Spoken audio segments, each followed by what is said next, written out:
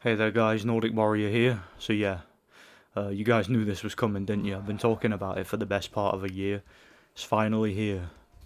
Gonna be doing a full 100% walkthrough for Spyro the Dragon. Been looking forward to this, one of my favourite games of all time. It's peak platforming as far as I'm concerned. And yeah, we'll see how long it takes.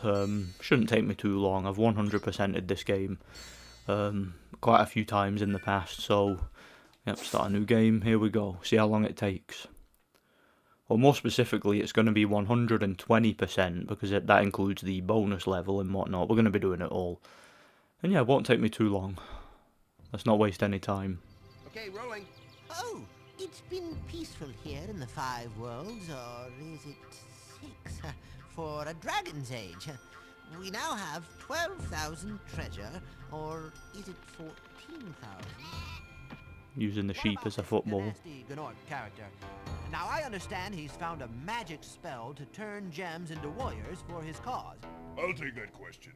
Nasty Nork is a simple creature. Simple? Big mistake. He has been contained in a remote world and is no threat to the Dragon Kingdom. No threat! Besides, he is ugly. That does it! Now, to be fair, that was completely unnecessary. Looks like I've got some things to do. I mean, he didn't need to call him ugly, that was ridiculous, but I mean, it was a bit of an overreaction though. To be fair, you know, trapping all the dragons in crystal just because one of them called him ugly, but yeah, two wrongs don't make a right. Right, let's free this guy, shall we? Thank you for releasing me, Spyro. Free 10 dragons in the artisan world. Then find the balloonist. He'll transport you to the next world. What about Nasty Nork? I'm going after him. Find dragons first. That's all I can tell you. He's a little bit over-eager, isn't he? So yeah, there are 80 dragons in the game in total. We're going to be getting them all, of course. These guys here, these are Norks. These are the main villain. And as you can see, they drop gems when you defeat them. Right, now, this game, I mentioned before, this is like peak platforming. This game came out in 1998, when I was only 4 years old. And when I first played this game, like I actually played the demo first. The demo was in Crash 3, some of you might remember. But yeah, I played the demo first and I was blown away by this game. Like, I couldn't believe how good it was. I couldn't believe how fast it was, how quickly it flowed, how quickly everything loaded, how fluid and smooth the controls were. Like, it's just a joy to play.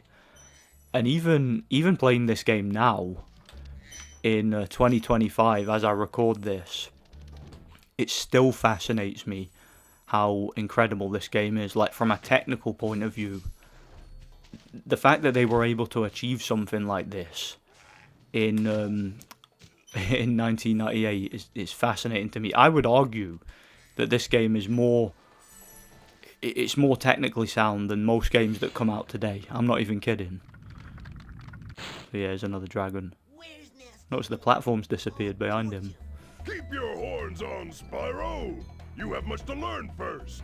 Do you know what the dragonfly following you is doing?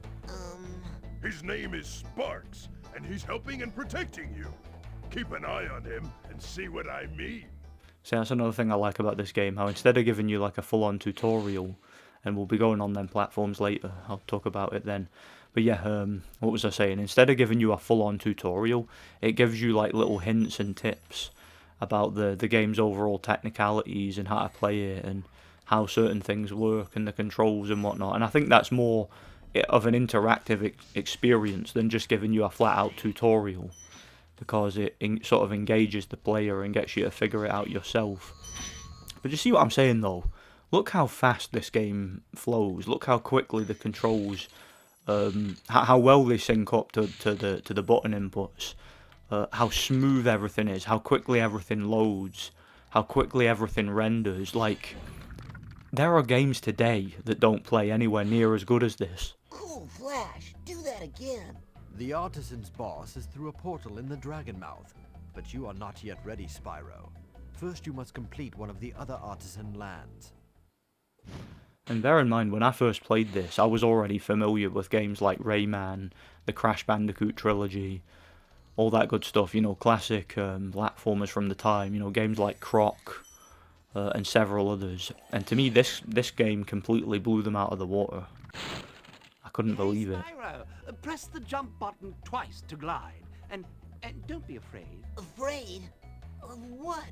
Falling from high mountain peaks, plummeting into prehistoric glaciers. Oh, that.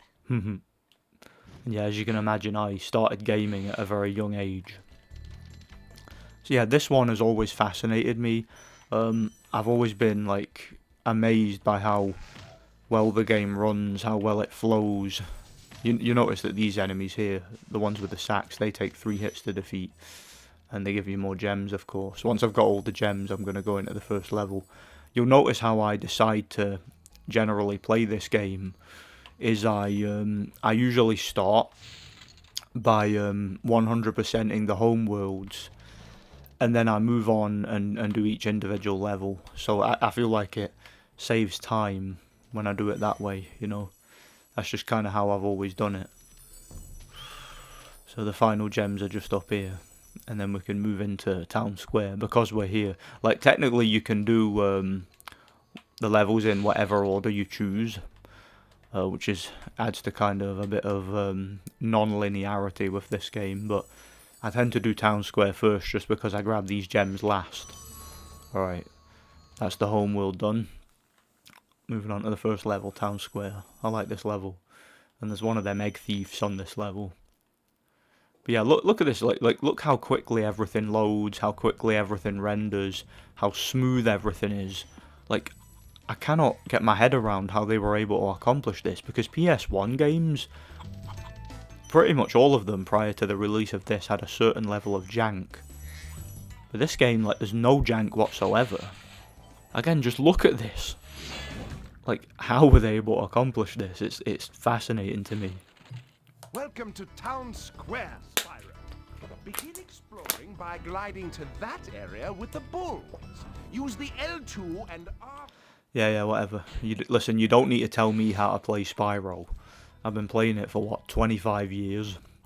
If I don't know how to play it by now, and then I'd be a bit concerned. Sorry for the noise there, by the way, on the microphone. I was drinking a bottle of water, and it's a little plastic bottle, so when I grab it, you know, my big, like, alpha male hands, I'm kidding, I've got very small hands actually. when I grab them, I tend to grab it a little bit too hard and it does a noise, and yeah, it picks it up on the microphone, so sorry about that. Yeah, that was an extra life there. You pick up extra lives as you play through the game. You find them in them oyster shells. Thanks, Spyro. I had the worst itch on the tip of my wing. Oh, did you know that you get your... Just got a text message. I'll read it later, I don't care. I'm busy doing a walkthrough. I don't like being bothered when I'm playing a game, particularly not if I'm recording. Do you notice that? Do you notice what happened there? That enemy was chasing the other enemy, so that bull with the horns was chasing that Nork guy. That's another thing that happens with this game, which wasn't common for the time. You know, generally in PS1 games, the enemy types would be kind of static enemies, or they would follow one specific scripted path. But you'll notice those enemies were actually chasing the other enemies. See them? That one's chasing the other one. And they also target you wherever you are. Again, that was not common for PS1 platformers. But Spyro, pretty much every enemy is like that, you know. So the game actually has some, like, pretty good AI programming. Alright, there's a dragon here, isn't there? There he is. You there. What have you got to say for yourself, Alvar? Spyro, did you see a man dressed in blue running around here? He's a thief, and he's stolen a dragon egg. You've got to I'll get track him down and get that egg. Run! Run! Yeah, don't worry, I'll kick his ass. So yeah, we're gonna go get the blue thief. And yeah, there's dragon eggs in this game. That's kind of an optional collectible. You might remember they brought the dragon eggs back on Spyro 3, and they actually hatch. They're not ready to hatch on this one. It's cute. Alright, he's up there. Now, I found, see, with the blue thieves, you can kind of bum rush them. So, see if you just run right at him, and then like, flame him before he even has a chance to react. You can usually get them. before they're able to get any distance from you. Like, if you get into a chase, it can be quite difficult, but see, before they've had a chance to run, like I said, just charge right at them. Obviously, make sure you don't fall off a cliff or something. But yeah, charge right at them, bum rush them, and don't waste any time, and you should be able to catch them. You can kind of exploit the AI, I find. Whereas the in Spyro 2 and Spyro 3, when you come across the thieves, their AI is a lot better. They're a lot more difficult to catch. You can't really exploit it as much. You basically have to get into a chase. In this game, you don't, I find. So yeah, they're a bit easier to get. Like, generally, this game is a little bit more challenging than the sequels, but that particular aspect of it is not as challenging. Alright, there we are then. Thor. It's an interesting name for a dragon, in it, Thor. Thank you for releasing me. Yeah, you'll notice some of the dragons have generic dialogue like that. Thank you for releasing me. They don't actually have any unique dialogue, some of them. Most of them do have unique dialogue, just some of them, like I said, they say, thank you for releasing me. So it's got 300 gems. Now we can move on to Stone Hills, which is the next one en route. It's a really relaxing level, that one. Really enjoy it. And you notice the Norks have respawned, and see those little orbs? They get you an extra life, basically, when you get them. So yeah, Stone Hill. Always found this level very relaxing. See what I mean? Look how quickly this level loaded in. How quickly everything rendered. Like, there's no faffing about with this game. Like, the Reignited trilogy, and don't get me wrong, I like the Reignited trilogy, but it's obviously not the original. But, like, the Reignited trilogy had some really long load times, and some, like, draw distance issues, and texture popping, and things like that. You don't really see stuff like that in the original. The original just flows so much better, and it just feels faster in general, if that makes sense. It does in my mind. You notice that there's a gem there that isn't in a chest, but it was next to ones that were in chests. I wonder if that was like a developer mistake, or if it was supposed to be like that. Alright, what's he got to say for himself? When you free a dragon or step on one of their platforms, you're saving your progress. That could be useful if you run into trouble. Not that you ever run into trouble, Spyro. What, me? Absolutely not. Let's get out of here. Now, remember when I played this as a kid, this particular level, there was some gems I couldn't find, and it's because they're on a beach, and I had no idea how to get to that beach. I'll show you in a second. And there's also a key on it that you open a chest. I couldn't find the key anywhere, but obviously this is years gone by. Like, I know where it is now. It's just over that little wall there. Jump onto the beach. Right, what's he gotta say? Astor. Ass. After you freed all the dragons, pass through this fancy He's an old dragon. thingamajigger. It'll take you back to the artisan home. But first, let me tell you a story. No thanks. See ya. See, Spyro's very cheeky in this game. And you'll notice Spyro has a different voice in this game to what he has in the sequels. In this game, he was voiced by Carlos Alazraqui. They replaced him with Tom Kenny for the sequel. And I've said this many times on the channel before. Whereas I do prefer Tom Kenny, his voice as Spyro, I think Carlos did a great job as a much younger and more boisterous Spyro. Because Spyro's just kind of a baby in this game. You know, he's very young, very game, very motivated, very tough, but he's like still a bit immature. And I think Carlos did a great job at voicing that kind of Spyro. Again, I get the sense that in Spyro 2, where he's voiced by Tom Kenny, he's kind of a teenager. And he's a little bit more grown up and mature. That's just the vibe I get. So yeah, I like, my point is, I like both voices. I think both guys did a good enough job, respectively, of the version of Spyro that they were playing. See those butterflies? Those are your health. As one of the dragons insinuated before, Sparks is protecting us. He is your health bar. He essentially plays the same role that Aku Aku does in the Crash Bandicoot games. He basically gives you some hit points. He has 3 hit points in total. Once he gets hit, he changes colour, basically. When he's golden like that, or yellow, that means he's full health, basically. So. Spyro, my friend, how about a hint on gliding? You bet. For the longest glide, press the X button at the top of a jump, and try pressing the triangle button to drop down in mid-flight. That's some great advice. Appreciate that very much. I think I'll take it under advisement. Alright, here we go. Let's glide over here. Get some gems. And there's another blue thief up here somewhere. Don't get me wrong, not all the thieves are blue. You do get like red and green ones at one point.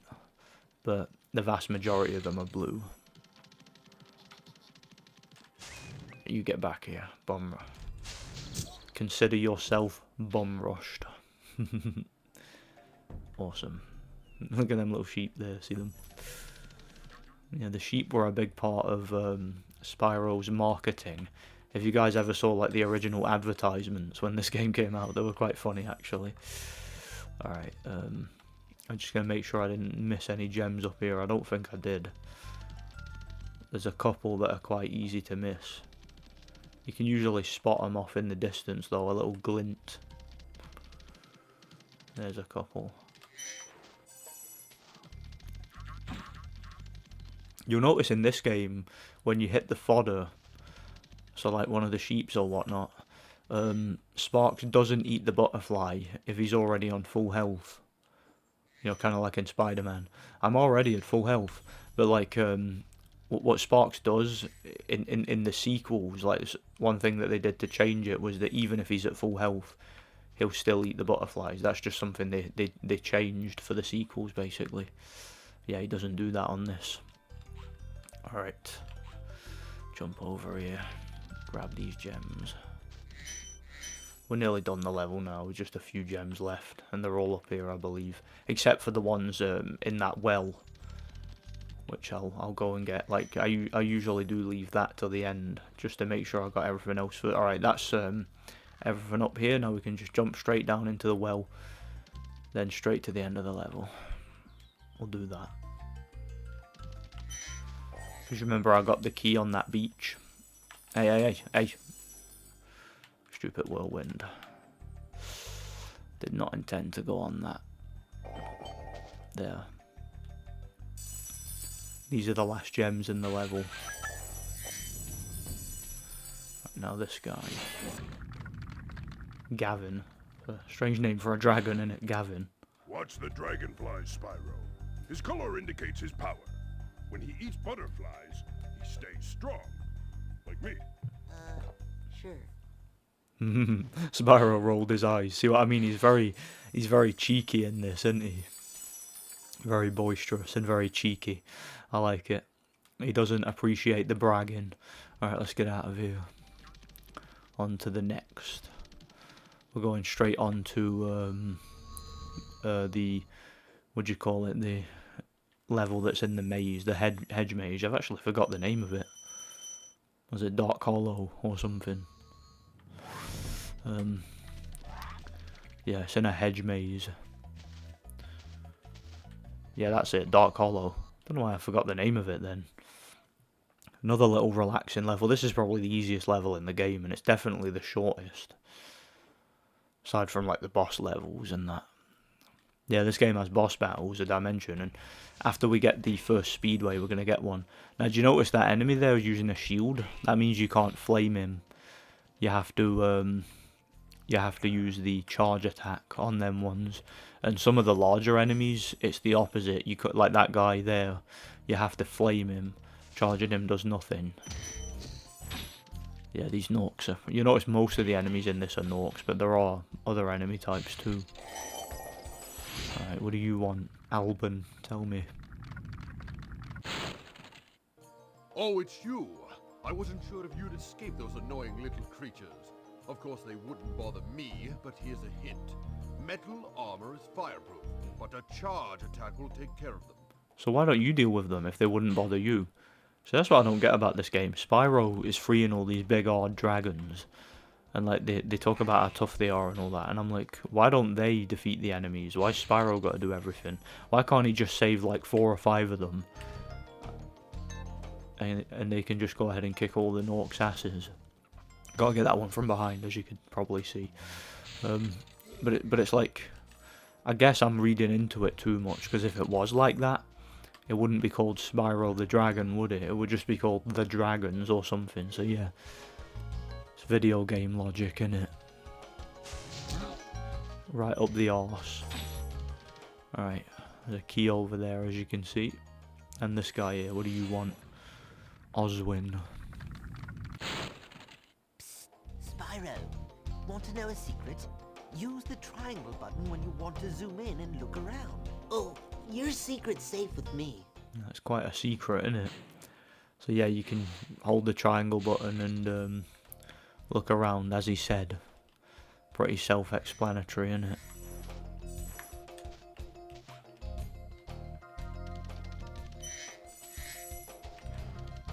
A lot of these little sneaky little gems, you gotta look in every nook and cranny. In Spyro 2, they added the ability to hold in all the triggers, and Sparks would look for the gems, or he would point towards the nearest one, so that made them a lot easier to find. This game doesn't have that. Thankfully, I do know where they all are, pretty much off by heart, so I'll be able to find them, no problem. It's all good. See those campfires there? I'm pretty sure in the Reignited trilogy you could get an achievement for lighting them. Yeah, I got all the achievements on it. And yeah, I like the Reignited trilogy, but I do have some issues with it. Things that they changed and whatnot, and I do definitely prefer the original. Another extra life, there we are. Wonder why they have eyes. Never thought about that before. I can of course go back and open that chest. I'll do that in a second. I'll just grab this over here first. Yeah, I know that there's talking about they're talking about making Spyro 4. Technically, they already have a Spyro 4. It's Enter the Dragonfly, but a lot of people don't like it. But yeah, they're talking about making a new Spyro and calling it Spyro 4. Me personally, I don't want a Spyro 4. I never wanted a Spyro 4, and I never asked for one, despite Spyro being my favourite series. And the reason why is, look, and I've talked about this many times before, when Insomniac made Spyro, they always planned to make 3 games. It was always going to be a trilogy. And when Spyro 3 came out, that was where the trilogy peaked. Personally, I would have been fine with the series ending at Spyro 3. Because, again, Insomniac were done with it. Big enemies like this So, they were never going to top it. Like, they were never going to top Spyro 3, no matter what they did. So, I don't think there was really any point trying, personally. And again, I'm not one of these people like, you know, Call of Duty fans where they've got to have a new one every year. I'm perfectly fine with franchises ending on a high note. And, you know, like, because Insomniac moved on to other things like Ratchet and Clank and whatnot, so that's fine by me. I got no issue with it ending. So I don't want a Spyro 4. I think the series should end. So see these platforms here, this is for the Speedway, and you actually learn about that from a dragon later in the game in Wizard Peak. I remember when I first found out about that, I found it fascinating. So yeah, here's the first Speedway, here we go.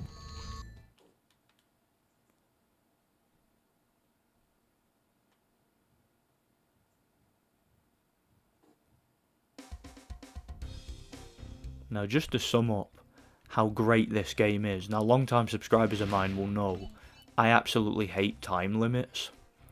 Like, time limits in games are one of them things that, like, to me they can single-handedly ruin a good game. I absolutely despise them. But I love the speedways in Spyro. I love them. I actually think they're really good. And the reason why is because the controls of this game are so good. Like, they're so well optimized, they flow so well that they're actually able to make time limits fun. Like, you cannot tell me that that is not, like, a masterpiece accomplishment of gaming. that they were actually able to make time limits good. You see what I mean? Look at this. Just look at how incredibly this game flows. Like, how smooth the controls are, how responsive everything is. How quick it is. Like, they just don't make games this good anymore. Like, modern games, when you play them, they still, to me, feel so janky by comparison to this. Like, that's why I think Spyro has always stood out to me in regards to game franchises and whatnot, because, again, I was used to that PS1 era, very janky, very, like, or somewhat unoptimized games that were really a steep learning curve. And then I started playing Spyro, and it showed me, like, what could be accomplished with gaming. Like, I still don't understand how Insomniac were able to do this. And look at this, look at how perfect this is. How perfectly it flows. Like, amazing. It's just incredible. I love this game, in case you couldn't tell. So yeah, that's our first speedway. Easy peasy lemon squeezy. Yeah, you get one of them in every single homeworld. It's a little time trial. And again, ordinarily I hate time trials, but this game's controls are so good that I like it. And yet, that speedway is hidden, like I said, behind that waterfall. You find out about it in a future level, in Wizard Peak, I believe it is. And I remember playing this as a kid. And again, it's another way that the developers engage the player. This is the boss area in here, Toasty.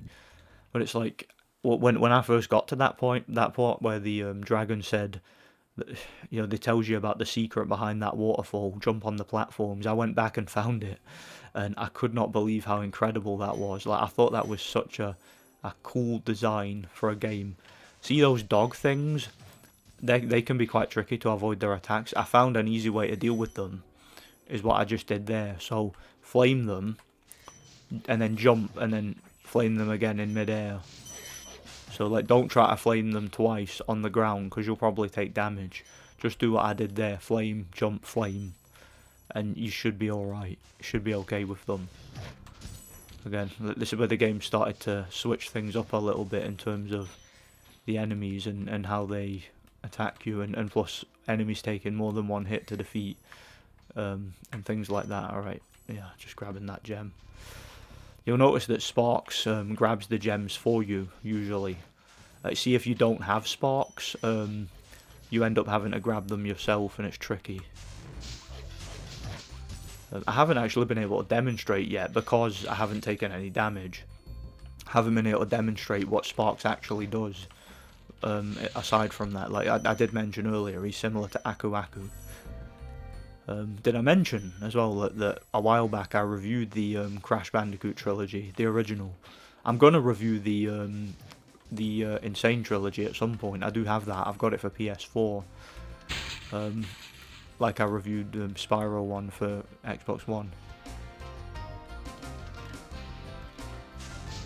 But yeah, what was I saying? I reviewed the original Crash trilogy. I love those games. I like Spyro more, but I love those games too, you know. Personally, I think they're great. Nasty Nork has put one of his most devious henchmen in charge of the artisan world. Bring him on. I think I smell a barbecue. Be careful, Spyro. This boss has many tricks up his sleeve. Well, bring him on then. I'm gonna kick his ass. Yeah, wait till you see Nasty's smartest henchman. You'll see him. He's quite a... There he is. See him? He's in that. That's Toasty. But he's not what he seems. He's more than meets the eye. As you can see, he's a sheep. Brilliant. That was like crazy design, wasn't it? Fascinating. So yeah, that's the boss done. Excellent. You notice this game has blue gems. Spyro 2 and 3 don't have blue gems, I don't think. So yeah, alright, that's Toasty done. So that's the entire Artisan world finished. Now we can move on to Peacekeepers, which is the second home world. Got 1,000 gems. 8 lives. And yeah, we've not taken any damage yet, have we? It's quite surprising. Especially since I've been playing through this so fast. Alright, here's the balloonist. Wow, I see you have been rescuing dragons. Oh, got a peacekeepers. Yeah, so let's go to peacekeepers. Awesome. Can have a drink of water while we fly there.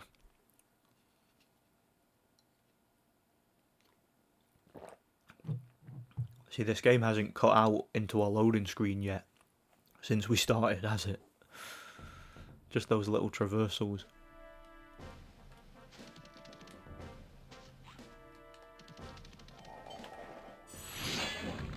How's it going, Titan?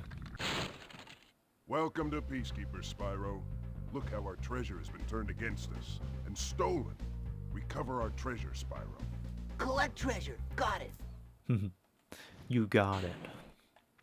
I love the music of this game, by the way. Did I mention the music is done by Stuart Copeland from The Police? And he actually says that the Spyro soundtrack is some of his favourite work that he's ever done. He like openly admitted that. Which is quite a feat when you think about it. I mean, that guy had a long music career. Can actually use those cannons, by the way. We'll demonstrate in a bit.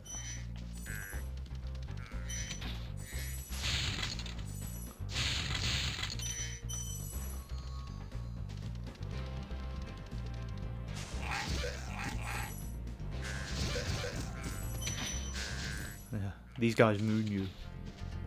Well, he didn't do it. Sometimes they do it, they moon you. It's quite funny. You can flame their butts.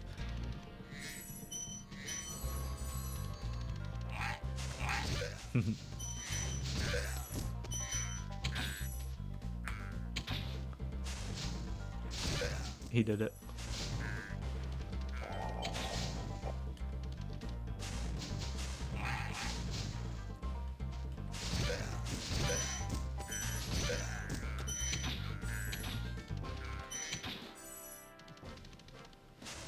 Duh, duh, duh, duh, duh, duh, duh, duh.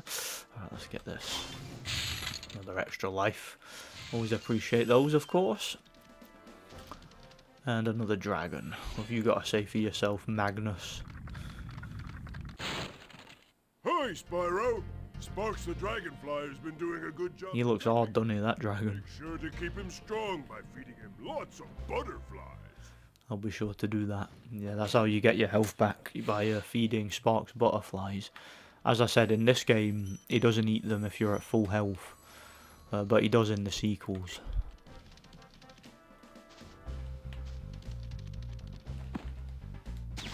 There, now I can demonstrate. I kind of wanted to take a bit of damage there because I actually want to demonstrate how it works. I just like to do that when I play these games. See that chest there? You can use a cannon to blow that open. Don't worry, I'll get some fodder soon enough.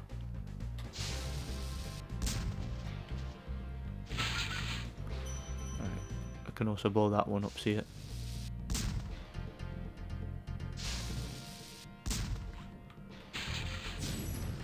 So yeah, those cannons are implemented into the level design here, as you could see.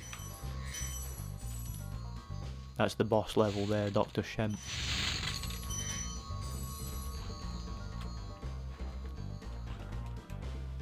Again, obviously, I think I mentioned when I was in the Artisans world, I'm going to be 100%ing the home worlds before I move on to the other stuff.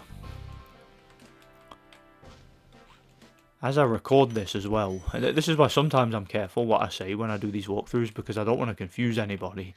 As I record this, I actually just got done, consider yourself bum rushed, I actually just got done doing my Lord of the Rings War in the North walkthrough. I actually did that yesterday. I don't know like whether I'm going to upload that before this or upload this first, so you might be seeing this first or you might be seeing that first. I don't know, it just depends what I feel like. Well done, Spyro. Keep up the good work and I know you'll fulfill your destiny. Destiny? I just want to kick some... Just toast those enemies and collect the treasure. I like Gunner, he's based. Alright, let's go. I've nearly done Peacekeepers now. Can jump up here. See that little cave over there, there's stuff in there. Oh crap. Silly me. It's fine, I'll just run back round and grab some fodder.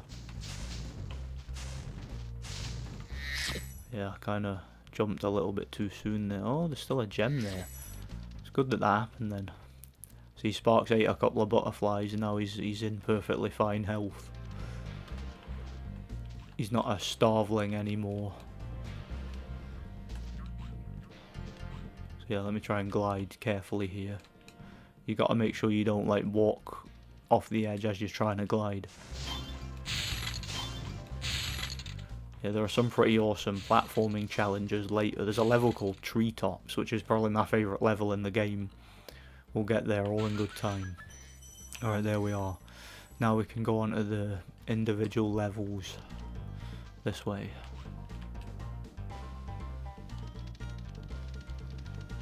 So that there is Dry Canyon. We're going to start there. Nice easy little level, this one.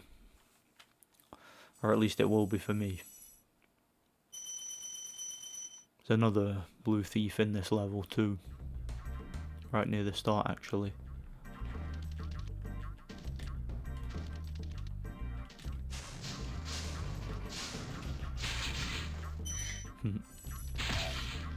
Notice enemies have like shotguns in this level. It's one of the things about the Reignited trilogy I didn't like, is like enemies that had guns, they replaced them with like stupid pink slime guns and that. It was stupid.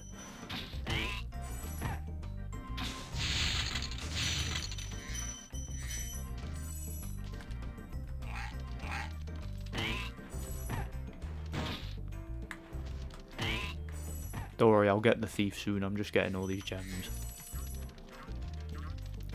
Kinda hard to bum rush that one.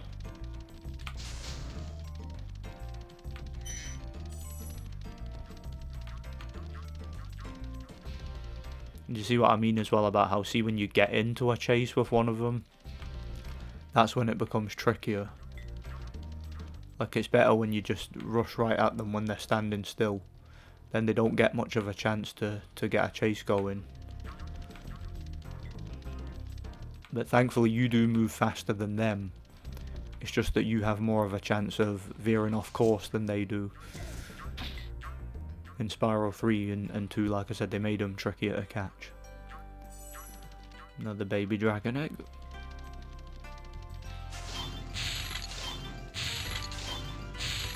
Alright, you now.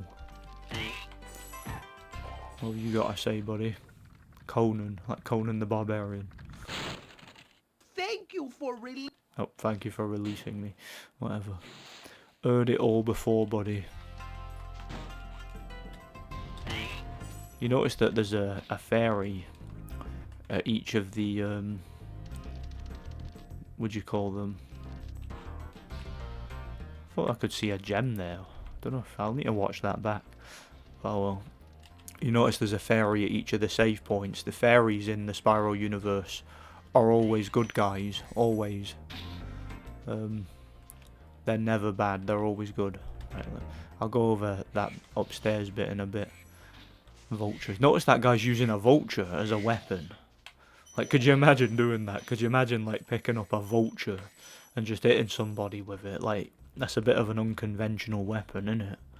It's a bit cruel if you ask me. But then again, these are Norks. And Norks are, like, arseholes, aren't they? So, don't surprise me one bit. Boris. Dry Canyon rewards good gliders. You are a good glider, eh, Spyro? I was born to glide. I've got a t-shirt that says that. I bought it in Asda years ago. It was a Spyro the Dragon t-shirt. And it says on the back, Born to Glide. It's so cute. I love it. It's one of my favourite t-shirts. I like it. I've got a couple of Spyro t-shirts actually. And I've also got a Spyro Christmas jumper, which I like too. Like a nice purple Christmas jumper with Spyro on it. In case you couldn't tell, I like Spyro. I like Spyro very much. I do. So yeah, as you can see, I'm born to glide. Because I got all the way over there. Incredible glide, Spyro. I thought I'd be stuck here forever with those ugly vultures standing on my head. Those birds might look tough, but they're pretty tasty. Flame broiled, with a pinch of salt. Wonder if that'd be nice. Flame broiled vulture with a pinch of salt. It might be nice. Might taste like chicken or turkey or whatever.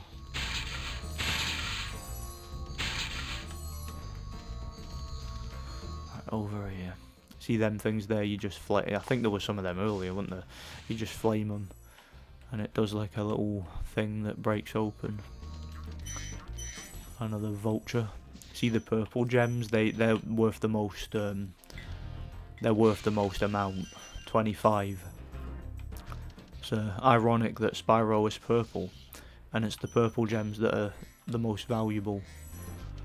Quite a cool little design there, isn't it?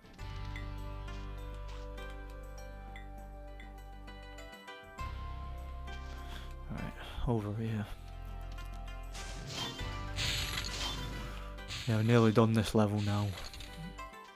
Again, he's using a vulture as a weapon. It's just cruelty, that, innit? It's horrible. And those guys have a shotgun and a shield, so they're tooled up. I don't know why the vultures are like mad at Spyro. You think they'd be mad at those guys, you know? Maybe they just don't like dragons, because that guy over there, insinuated that he's ate them before. So maybe that's why they don't side with either Norks or dragons, you know. But they have a particular dislike for dragons. I don't know. I'm not clued up enough on Spyro politics. Spyro doesn't take sides in political affairs anyway. You'll see that in Spyro too. With the war between Zephyr Spyro, are you the young dragon I've been and hearing Breeze so much Harbor. about? Ever since you're a wee puff of smoke, we've known. You've known? I forget. I think that dragon's senile. Need to put him in a home, have him looked after, wipe his arse and all that. No offence to any senile people out there. I used to work in a care home, but whatever, it's all just humour, innit? And when I say I worked in a care home, I wasn't a carer, I was a janitor. Although I might as well have been a carer, because I was basically doing their job for them. Because most of them were bloody useless, you know? And as a janitor, I'm actually doing the carer's job while getting paid minimum wage. I don't do that anymore. I work security now, as some of you know. I'm a security guard / bouncer. In fact, last night, after I after I finished my thing, I went to do a shift in a comedy gig, quite a famous Scottish venue. So yeah, that was quite fun. Although I was like outside, I was outside the actual venue most of the night, like in the area near the box office and the bar and all that. So I didn't really do much in that regard. You know, I didn't like see much of the show. Done a couple of shifts at that venue, but yeah, that's my job now. I work security, so I fight for a living. So I basically do. I'm a fighter. Fight for a living, which is what I always wanted to do. I always wanted a career in boxing, but I kind of pissed that up the wall. Made some stupid life choices and fell out of love with it. I tried getting back into it in my late 20s, I'm 31 years old now, and when I was like 29, I tried getting back into boxing. I did everything I could to try and get a career going, but just too old for it. I'm too old for it. I wasted too much time. I wasted my prime years, but you know, I find working as a bouncer kind of scratches that itch, if you know what I mean. It allows me to fight and get paid for it, basically. You know, that's literally what I get paid for. I get paid to fight. You know, I'm fighting for a living. That's what I always wanted to do. It's just a different kind of fighting. It's an exhilarating job, you know. But yeah, where are we now? Clifftown. There we are. It's quite a cool level, this one. Quite a big, long glide. Yeah, you notice these are all kind of desert warfare themed levels. The ones in Peacekeepers. Or at least that's the vibe I get from them, you know. Alright, a few gems here. There's some gems right behind that area there that you've got to glide to from up on that cliff. I remember spending ages trying to find them when I was a kid. Very frustrating. again, this game, it can be quite frustrating because you sometimes don't have an indication where the collectibles are, but obviously if you already know, it's easy enough. You know, I love collectathons like this. I think I kind of miss games like this, but I do kind of think they're products of their time. Like, if you make games like this now, I know there was things like A Hat in Time. Oh yeah, they don't do you any damage, they just knock you back. But they can knock you off cliffs and that. But what was I saying? A game like A Hat in Time or something, you know, those are like modern platformers, but they're just not the same, are they? Like, these games, you know, were much better in the 90s and on old hardware, and, you know, hardware that was kind of designed for these kinds of games. And there's enough of them to last me the rest of my life. Like, I'm just like completely disillusioned with modern gaming. I'm not really interested in it at all. I feel a lot more comfortable with games like this, you know, games I grew up with, and not even that, just games from that era in general. Like, I've been playing a lot of survival horror games from the 6th generation and that. Like, I recently just reviewed, some of you that have been following my channel recently will know that I just got done reviewing, what's it called, Fatal Frame, also known as Project Zero here in Europe. I was talking about that when I recorded the War in the North walkthrough as well, as you'll know if you already saw that, if I uploaded it before this. You know. Metal armor anyway. Remember, Spyro, flame won't harm metal, but charging with your horns, that should do the trick. I wonder if that dragon is always going to be on all fours. You notice how like Spyro walks around on all fours, but a lot of the other dragons stand up on 2 legs like human beings. I wonder why that is. I wonder why some of them are different. But like that one was more like Spyro. I guess there are just different types of dragons. Or maybe they can both do it. They just, some of them choose not to. Or they choose at different times. I don't know. These guys are wearing sombreros. They're like Mexicans, isn't it? Taco and burrito ese. Nah, I got no issue with Mexicans. I think Mexicans are cool. Some of them, anyway.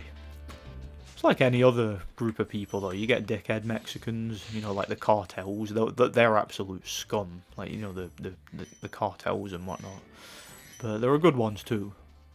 There are, like, normal, like, family men. Just like anywhere. But, yeah.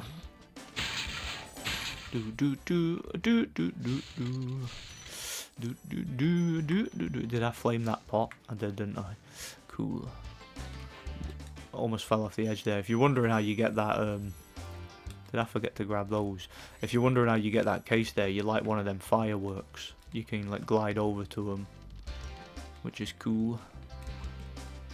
And yeah, you can glide all the way to the other side of the level there. But all in good time, of course. Thank you very much, Sparks. Ay caramba, mi amigos. Alright, come here, you. Kick all your asses.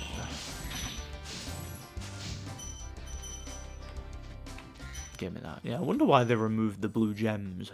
They made them kind of violet or whatever in Spyro 2 and 3. They removed the blue ones. I'm not sure why. Doesn't make much of a difference. Just thought I'd point it out anyway. But yeah, that's us got them. It's crazy that I'm finally doing this after all this time, innit? Enzo Macronelli. Hey, what's on the other side of that river? Why don't you glide there and find out? I might just do that, you know. Enzo Calzaghe. Alright, here we go. Don't worry, I'll glide back up to that other bit to get those chests right before I leave. I'm just gliding over here first. You thankfully unlock a couple of whirlwinds when you do this stuff. Yeah, those cactuses, there's some of them in Spyro 2 and you can actually like burn them. In this, I forget if you can. Let me try. Yeah, you can, but they don't wither. If you do it in Spyro 2, they like disappear. But yeah, I don't think that happens in this game. Yeah. And I think all of the Spyro games are great in their own way. I'd say I favour Spyro 2 slightly over this, but there are a couple of things about this I do prefer. It's just Spyro 2 was a little bit more advanced than this. It's weird, when I was a kid too, I think out of all the Spyro games, Spyro 2 was the one I played most as a kid. I'm not even sure why that is exactly. It just was the one I played most. So that's the one I'm even like most nostalgic about, even though I did play this first. I guess that's just childhood memories though, innit? It's all subjective. You've reached the highest point in Clifftown. You can get to almost anywhere from Playing the credits music in the background. Who that? use that whirlwind. There. Yeah, that's great advice, thanks. But yeah, what was I saying? It's weird because like this was my first one. Obviously, this is where the series started. Also, Spyro 3 I do think is the best game. I think like objectively in terms of like everything that game has to offer, I do think it is the best of the three. It's actually, like I've said many times, Spyro 3 is my favourite game of all time. But despite that, I'm more nostalgic about Spyro 2. Again, I've talked about that at length before. I think Spyro 2 is just the one I'm more nostalgic about, because I had more specific childhood memories of it. But I love all of them. Like, I'm nostalgic about them all. But like, and some people have said that the reason I say these games are so good is because of nostalgia. That's not true at all, because there's lots of other games I'm nostalgic about, like something like Rayman, for example. Rayman is an incredibly flawed game. Like, Rayman is not one of my favourite games. I like it, and I'll play it the rest of my life, and I'll always cherish it, and I am very, very nostalgic about it, but I can acknowledge it has a lot of flaws. It's an incredibly flawed game. This game, in my opinion, is practically flawless. Like, it to me, it objectively is one of the greatest games ever. Like, and I can't see an argument against it. It's not even, like I say, it's not even a nostalgia thing.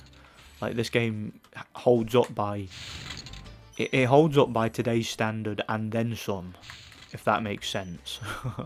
Like, it really is that good, in my opinion. Which is crazy when you think about it.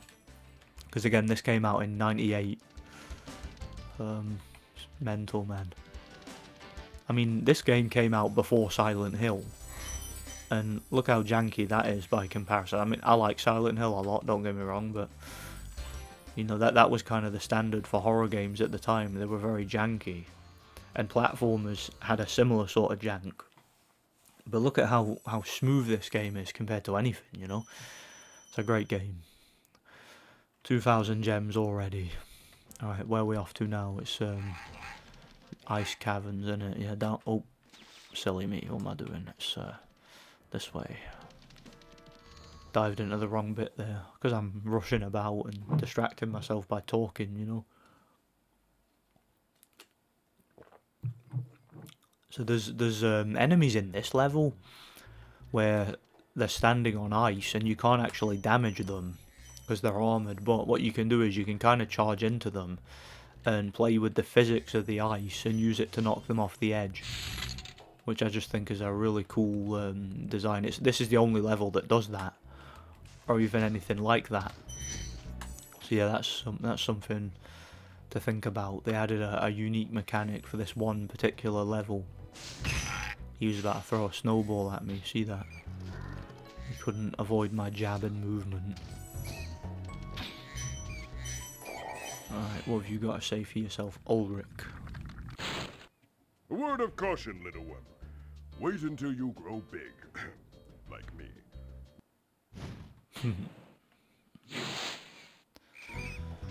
Word of caution, eh? I'll have that.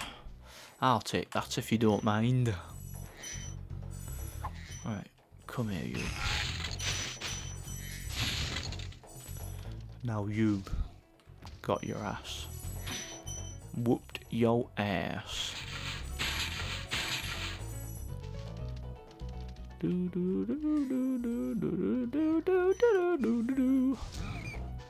Kicked your ass. Right now, up here. There's a bit that you can like double back in this level. Because there's like a thing you can... there's a key you can glide down towards to go up and get something. I'll just grab the stuff in here first. See them? You can head bash them to knock the gems off, so try not to miss them. See that key on that platform there? I'm going to glide to that and then I'm going to double back through the level. And then grab all this stuff. First I'll get him though, of course. Toador. Or Toador. Psst. Spyro, some big Norks up ahead are wearing armor. And in the ice cave, armor can make their feet very slippery. Spyro gets the idea. See, you notice that again? It doesn't patronise the player, this. It gives you little hints and tips for things you can do. And lets the player experiment and try things out and figure them out themselves. Do you know one mistake I sometimes make when I'm playing this? You know, because in Spyro 2 and 3, they had a hover mechanic where you can like make more precise jumps by hovering, by pressing the triangle button. This game doesn't have the hover mechanic, so just like there, when I press it, you drop down, and it can help you to stop you going too far. Well, sometimes when I'm playing this, I actually forget that it doesn't have the hover mechanic, because I'm a bit more used to Spyro 2 and 3, so I end up making the mistake of doing that, and then falling when I'm trying to make a jump. So that's kind of annoying. Just one of them things you have to deal with. It's like a bad habit that you gotta make sure you get out of, you know. Right, Mr. Dragon, Andor.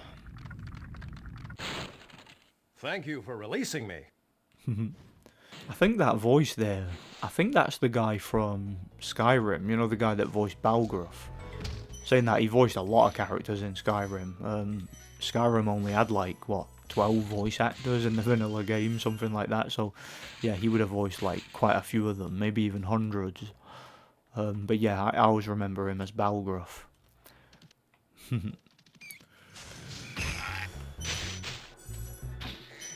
Oh, frick, Stormcloak's head on a pike.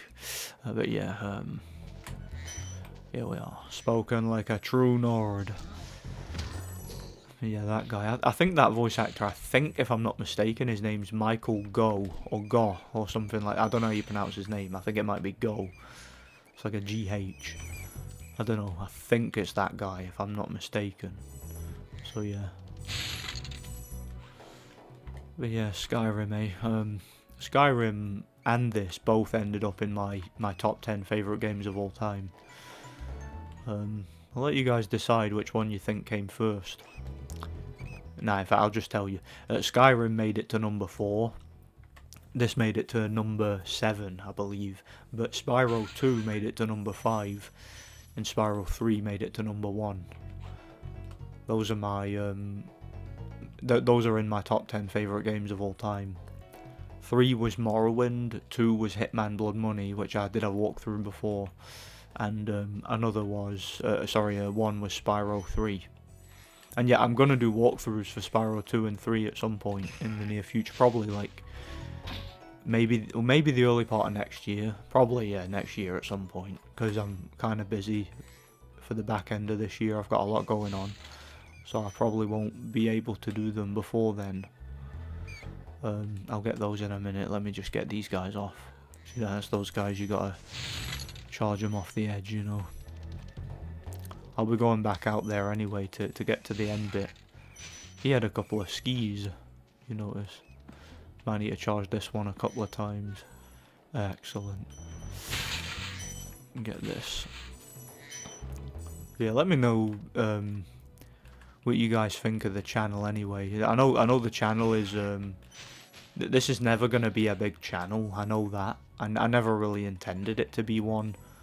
But I kind of hoped I would have... a more consistent audience than what I have. Like most of my videos, especially the reviews, it's a shame because the reviews, I spend a lot of time working on those. Like some of them take hours and hours to edit and all that, and hey, he just missed, cool.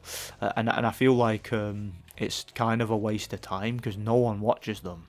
Well, when I say no one, I mean like hardly. Like I've got like, at the time of this recording, I've got like 4,000 subscribers, but hardly any of them actually watch my videos. Like I'll upload a video and it'll get, like my Lost video only got like about 400 views. So you gotta wonder, if I've got 4,000 subscribers, like, I don't get why do they subscribe to my channel in the first place if they're not gonna watch the videos? I can't get my head around that, you know. You've done well, Spyro. Some dragons thought you weren't ready, but I knew they were wrong. I'm ready, all right. Ready for what? Oh, you'll find out soon enough, Spyro.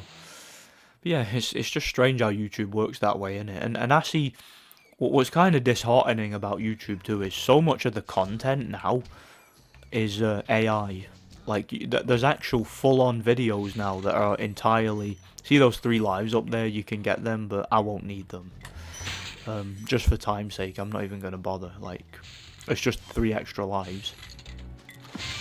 I won't need anywhere near that many to complete this. But yeah, what was I saying? It's kind of weird because, like, a lot of content on YouTube now literally is just AI. It's like automatically generated. So someone will make a channel, they'll attach like bots to it, and it's like, I'm wondering sometimes if even the audience of the channel isn't real, as if it's a bunch of robots and that, because everything just seems automated to me, you know. Releasing me. Thank you for releasing me. Like, you'll see a channel that's like come out of nowhere, like a channel that was made within the past like year or so, and the channel will have like 400,000 subscribers or something, and it's only got about 4 or 5 videos, and every one of the videos has like hundreds of thousands, sometimes even millions of views. And yet, if you look at the comment section, everybody's saying the same thing. Like, all the accounts look like ghost accounts, and they kind of look like, how do I describe it? Like, it's like, not even just the audience is fake, but even a lot of cases the channels look fake. Like, I remember High Treason was talking about this recently, how, like, he'll see a channel that's got like a couple of videos on it, and it's got like hundreds of thousands of subscribers, and the videos have hundreds of thousands of views, but the channel just came out of nowhere and then just disappears. Like, everything just seems automated. Like, you see that in the boxing community. There's videos that are literally AI generated slop. Like, you go on the video and it's not even a guy talking, it's basically like a text-to-speech engine. So it's like literally an AI generated voice doing the voiceover for the video. Everything's in like perfect audio. There's like perfect micro edits. It's all in like 4K. Everything just looks so professionally produced. But again, it's not even produced by human beings. It's like a factory, mass-produced content farm, you know. That's literally what it is. So it's like, let's say you want to make a channel and you want to make content, so you spend a lot of time, like, you put more effort into it than I do. Like, you know, get yourself a nice fancy script, you know, the best, like, that was an easy speedway, that's the easiest one in the whole game. But yeah, you know, you get yourself all the best editing software, you spend hours on end preparing a nice video. You know, write your script, record your audio, make sure you get the best audio mixing, background music, you know, get yourself all the best production, everything. You know, make sure you get all your micro edits done personally. And then you've got an AI generated channel that can just do it all in seconds and in much better quality. What's even the point competing, you know? Because, like, it reminds me of that scene in, you know, that movie I, Robot. This is the boss level, by the way. But yeah, it reminds me of the scene in that movie I, Robot, where he's like, picture a carpenter making a beautiful chair, you know, putting all this effort into it. And then a robot comes along and makes a better chair twice as fast. It kind of reminds me of that. That's what content creation on YouTube is like now. It's like, what's even the point trying when you're competing with robots? Again, I think what High Treason said specifically is, he said, you're competing with robots for the attention of robots. Because a lot of the AI generated channels are exactly that. And even the audience is that, right? The audience are bots a lot of the time, or at least they get a head start by they're those same enemies from Clifftown.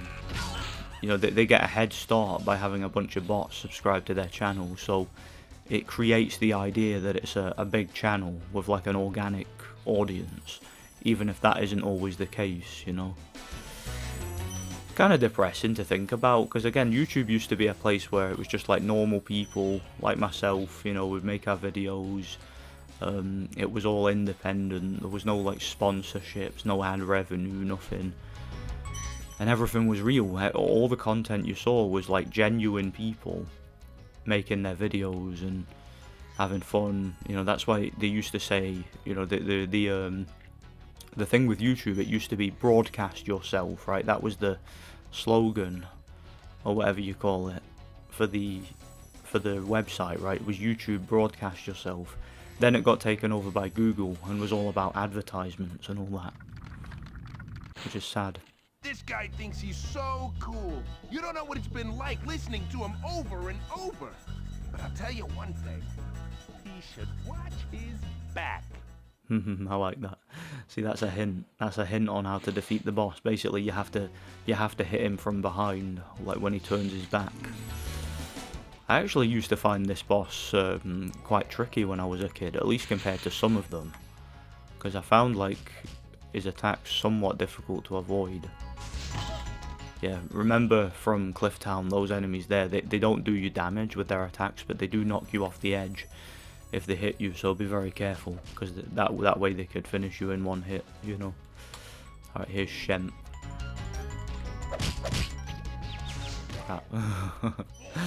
Yeah, I wasn't expecting to get hit by that, it doesn't matter. But yeah, I always found his attacks quite difficult to avoid. Like, it's not actually difficult, it's just the way that I tend to play the game made it seem quite difficult, you know. Hey. Haha. Got your ass. Again, I just got hit twice by him there. And now I don't have sparks, so I can't get the gems like from far away. Oh well. It's all good. Nah, easy peasy lemon squeezy. Yeah, his attacks are a little bit more difficult to avoid than some of the bosses. But it's all good, it's easy enough. And we'll get some fodder when we go back to Thingy. Probably before we go to Magic Crafters. Alright, the rest of the gems should be in here. And I got that key earlier, as you might remember. Excellent. Aha, it's one of them. 25 gems. Yeah, always remember the purple ones. They get you 25, as I mentioned earlier. Which is ironic, since Spyro himself is purple. Remember when I reviewed the... you guys might recall earlier this year, I reviewed the Legend of Spyro trilogy, which was the reboot trilogy for Spyro. And yeah, in those it said like, they kind of retconned the lore a bit, so it was like, the purple dragon is a prophesized, unique dragon that's got like loads of different powers and all that. I actually do quite like those games. I know a lot of like old school Spyro fans don't like them. I actually don't mind them. Let me get some fodder again before I continue with this. I eat that. A little bit more fodder back here, I'll grab it. I want to have full health before I go into Magic Crafters. Alright, get it. There.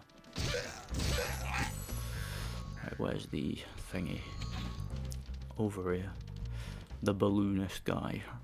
Alright, Gosnold the balloonist, should I say. Yep, let's go to Magic Crafters. I like this one, it's cool. But yeah. What was I talking about? I've completely forgot what I was... Yeah, Legend of Spyro. I actually quite like those games. They're nowhere near as good as the original, but they're decent games. Decent little, like, beat-em-ups, I think. They're quite fun. Weirdly, I actually prefer the first one to the other two. I'd say the second one is the weakest out of the Legend of Spyro trilogy. Time to be bum rushed. Get back here. Get back here. Got him. Got his ass. But yeah, the second Legend of Spyro, in my opinion, is the weakest one. Still a good game, but weakest. Weaker than the other two. And I'd say I like the first one slightly more than the third. The third had this like really annoying mechanic where Spyro and Cinder are like stuck together, and yeah, that was quite annoying. Having to listen to Christina Ricci moan the whole game was very annoying. The dragons, reclaim our treasure, and recover the eggs from those pesky blue thieves. Oh, I'll do that, don't you worry. I will kick their heads in and I will get the eggs back. I'll see if I can run into these all in one go. Yeah, excellent. I like doing that. I always try to do that when I play this. At that bit. And again, what we're going to do, just like we before, we're going to 100% the home world. Then we're going to finish the main levels once we've done that. Yeah, those wizard guys, they, as you can see, they raise the platforms and all that. There's a supercharge on this level. This is where the game introduces you to the supercharge mechanic, which is cool. It's pretty much the same as it is in the sequels. Still cool. What is different about this game is the super flame. It's not like a long range projectile. It's just like the normal flame, except it does more damage. They of course made the super flame a lot cooler in the sequels. Cool. I remember in Spyro 2, if you complete the game 100%, you unlock a permanent super flame. And if you keep that save file, you can actually replay the whole game with the permanent super flame, which is cool. It's badass. I enjoy doing that. Although, of course, it does remove a lot of the challenge, but it doesn't really matter, does it? It's all for fun. It's a New Game Plus mode. Yeah. This game doesn't have any sort of New Game Plus mode. Suppose you could just use cheat codes for that, you know? When you see arrows like these, you can charge along with them to begin a supercharge. Supercharge? Excellent. Go ahead, try it. Supercharge, excellent. Spyro likes the sound of that, doesn't he? Supercharge. Alright. Supercharge! Supercharge, supercharge, bang. Yeah. Don't worry, I'm gonna go back and get the stuff. The reason I supercharged all the way through there was so that I could get that thing. That chest, that's how you open it. There's a key up there for a chest in a hidden wall that's quite difficult to find if you don't know where it is, but I know where it is. So it's all good.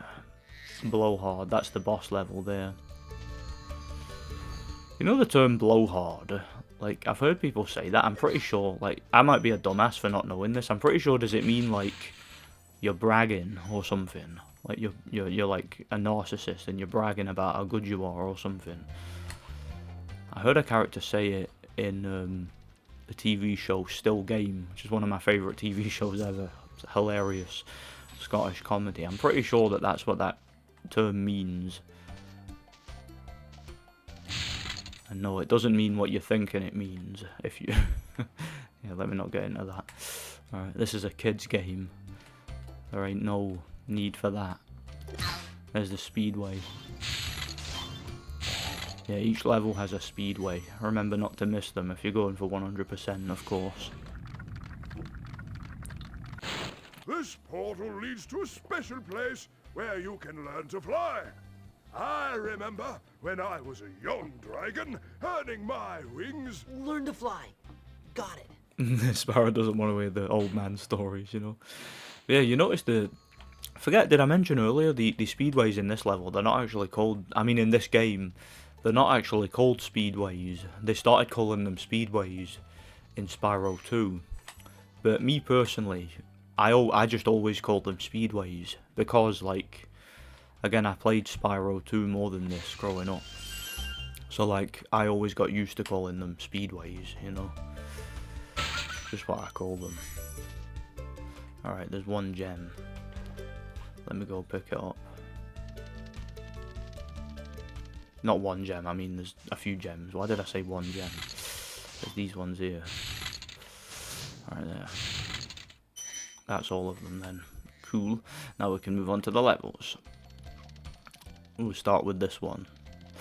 Alpine Ridge. Couple of tricky glides in this level where you've got to time them right. It's a cool level though, I like it.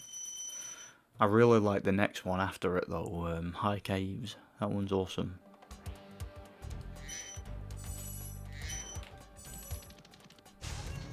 They're big creepy looking things, aren't they? However, they're not as creepy as the things you'll see in high caves. Yeah, they used to terrify me as a kid. Alright, let's go.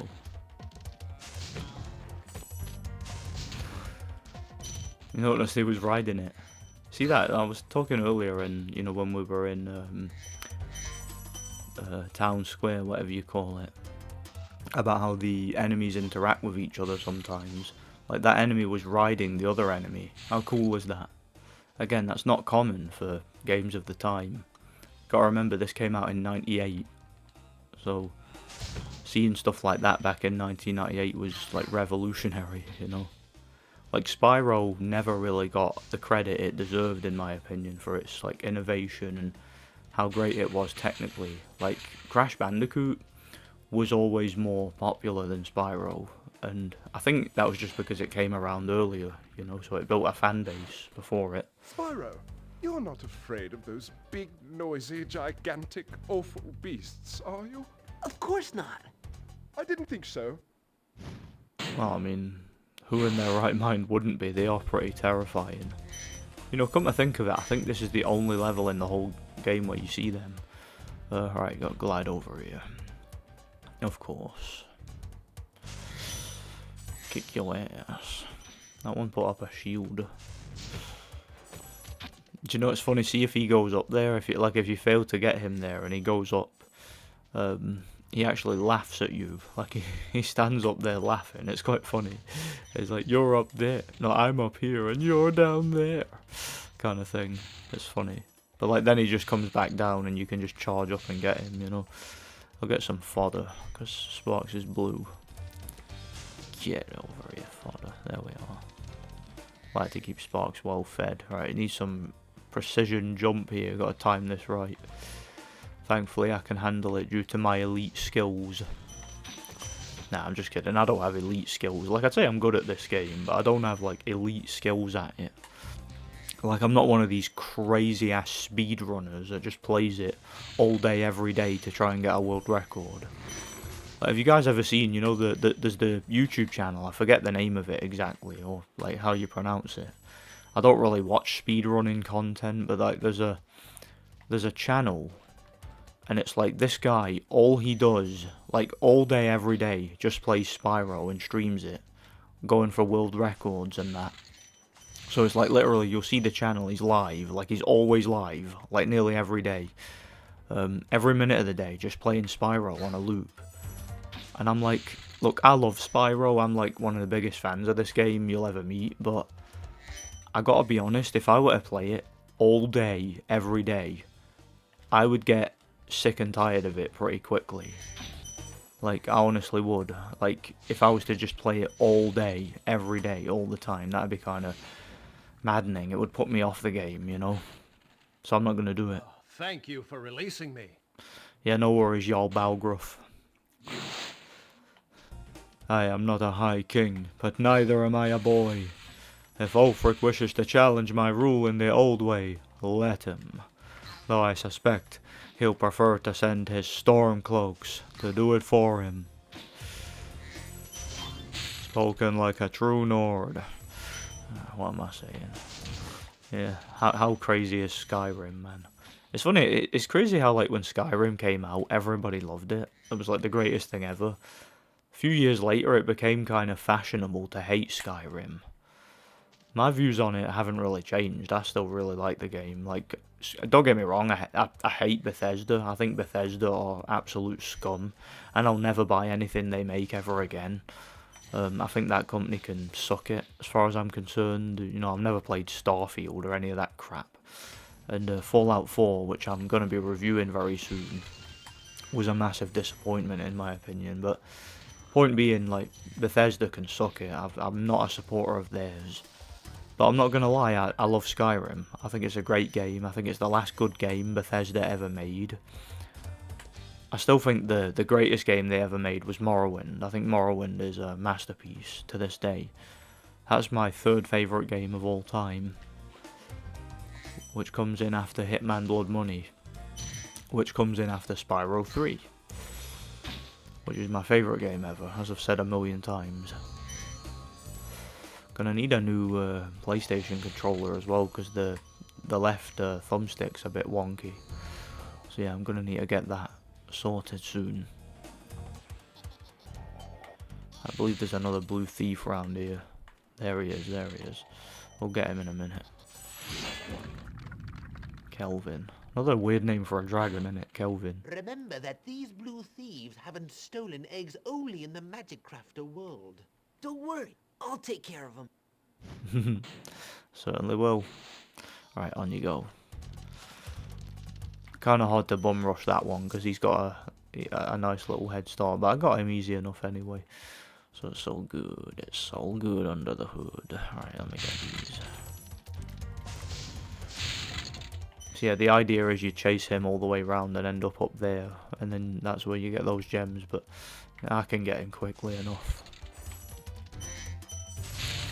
Right, over here. Yeah, quite an interesting level, this one. It's cool. It's another one that like emphasises platforming more than anything else. And did I mention earlier my favourite level in the game is probably Treetops. That's a platformer's wet dream, that level, you know. Alright. You can see what I'm doing here. Those have got fireworks in them. Just light them and then glide away. Thought I was going to fall off then. Thank God I didn't. Alright, here we go. We've not actually died in this playthrough yet, surprisingly. There's plenty of time for dying later, but yeah, it hasn't happened yet, thank God, eh? Alright, up here.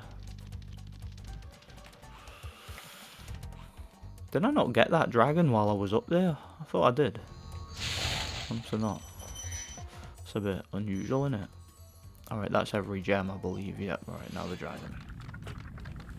And then we're done this level. We can move on to high caves. Great work, Spyro. If you keep this up, you'll learn all the tricks of the Magic Crafter world. Yeah, let's hope, eh? Nearly got half the dragons. One more and we'll have 40. And that's all the dragons in the game.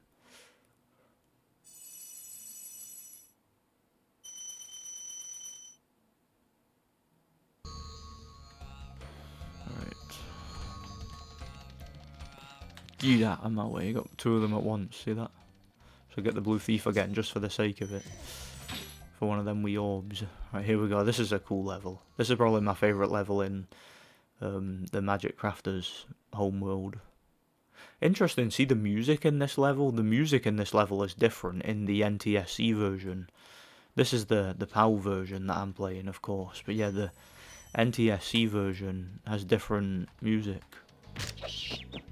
I know. Now, I'm not actually supposed to come in here, by the way, but I'm doing it anyway, because I'm badass. This is like, again, this is one of the things that I do just to prove how hard I am when I play this game. I come in here without the supercharge or the super flame, which is what you're supposed to have when you come in here. I like to come in here anyway, just to grab these gems, just to, again, just to prove how hard I am. Right, here we are. See, Spyro's such a badass that he'll do that.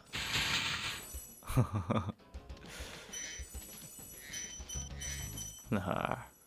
See that? You're not even supposed to go through there until you've unlocked all that. I hate those bugs.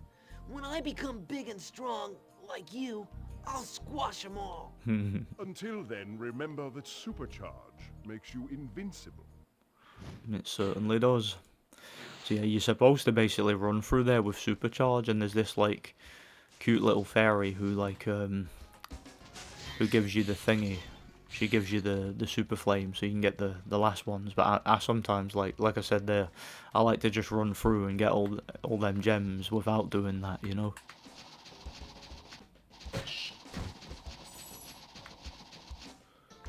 Right. Oh, that was a close one, wasn't it? I'm flying too close to the sun here, aren't I? I should play this properly. Again, it's like, because I've not failed yet in this playthrough, it's like I'm trying to make myself fail. That's what it seems like, doesn't it? Right, I'm going to go up and get the thingy. Super flame. Again, you're not really supposed to do this until the end. Like, see them wizards? They try to trap you in here with the big creepy bugs. That's what their purpose is. There she is. Here we go. Alright, give me a kiss. cute. Oh, lucky Spyro, eh? She's pretty. Alright, there we are. Let's get them. See, ordinarily you're supposed to get that like right at the end of this level. I usually just go ahead and get it now. Because I'm crazy. There we are. Alright, that's them bugs. Alright, now let's go back to the start of the level. Now that we've got that stuff out of the way.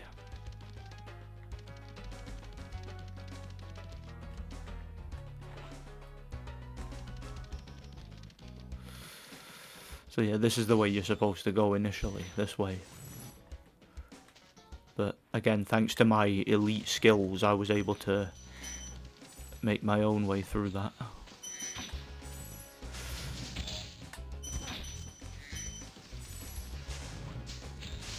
And that balcony up there, that's where the fairy is. And that's like hinting to you that you have to find a way to get to her, basically. And a way past them bloody bugs. See, there she is over there. See her? She's the fairy that gives you the super flame. Yeah, that's hinting that you're supposed to get to her somehow, basically, you know. Please do something about these green druids. They insist on moving everything in sight. Yeah, they do. Alright, anyway. Yeah, did I mention earlier the fairies in the Spyro universe are always good guys, all of them. Some of them give you blessings, like Super Flame and all that. Don't all, but some of them do. Right, I've got all the gems there. No, wait. No, I forgot those ones over there. Silly me. Let me go grab them. Just make sure I get those. So I'm not backtracking through the levels, you know.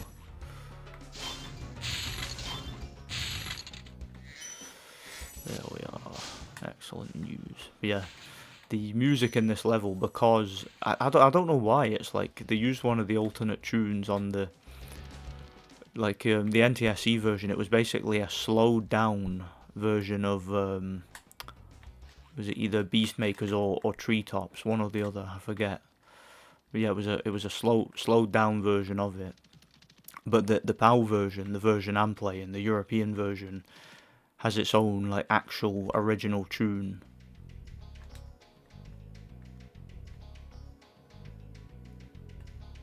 Silly me. Alright, I don't know what I'm playing at here. Let's go. Let's do this properly now, shall we? Alright, there.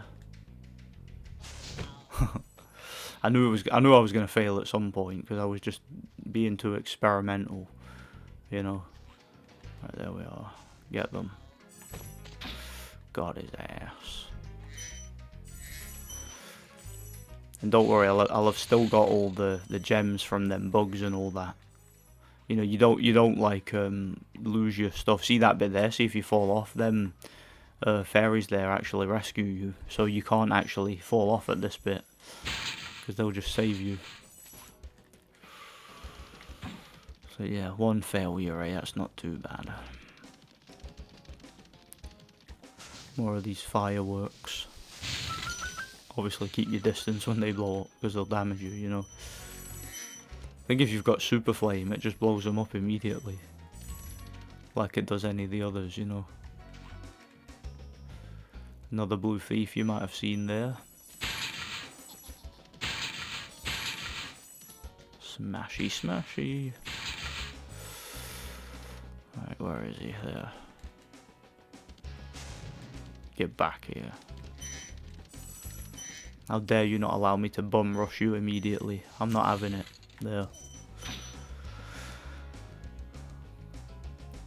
I'll take that. I think once you've completed the magic crafters, like the whole homeworld with all the levels, like there's no more dragon eggs. Like that, the next couple of homeworlds don't have any dragon eggs. For some reason, I guess the developers just didn't think to add any more. But yeah, we're gonna get them all soon. Like the last ones. You do get a couple of them thieves though in Treetops and in the final boss level with Nasty Nork. But you don't get eggs off them. So see if I drop off here. See, they save you. It's quite cool, that, isn't it? I like it. Yeah, the fairies are very useful. They will not let me fall to my doom. And let me have a look down here. Wait there. I'm just double checking I got those things. Alright, good, I did. Now we can jump over to the other side of the level using the supercharge.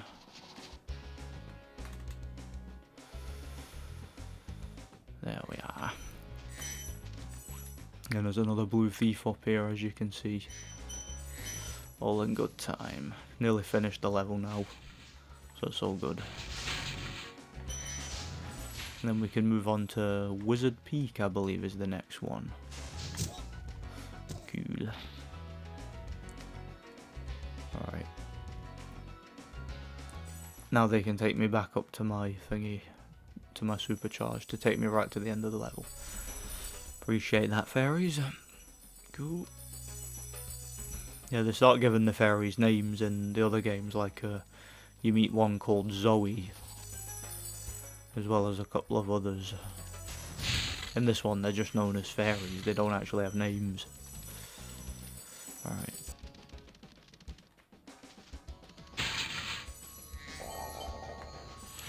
And there's another little cave I can go in. I always forget which one of them has the exit portal. Try combining supercharge with jumping and gliding, and really explore the high caves. He's a very, like, orange dragon, that one, isn't he? Very orange. Reminds me of Iron Brew. It's kind of similar colour. Alright, let's go get in here.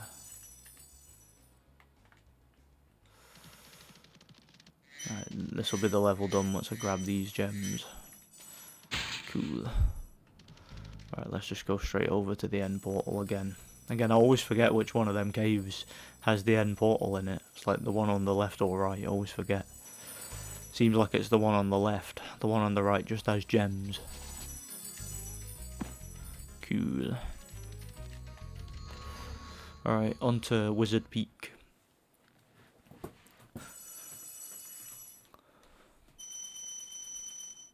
We've got quite a few gems now, haven't we? And nearly all the dragon eggs too. Alright, on to Wizard Peak. In fact, saying that, I'll do the speedway first, just because we're here. Might as well. Almost forgot about that speedway then. Because yeah, it's en route, so why not?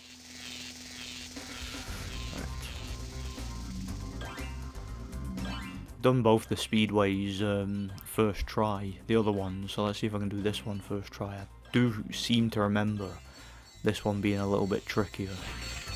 But oh well, if it takes me a couple of tries, it takes me a couple of tries, who cares? But yeah, the first two speedways, I do distinctly remember them being a lot easier than this one.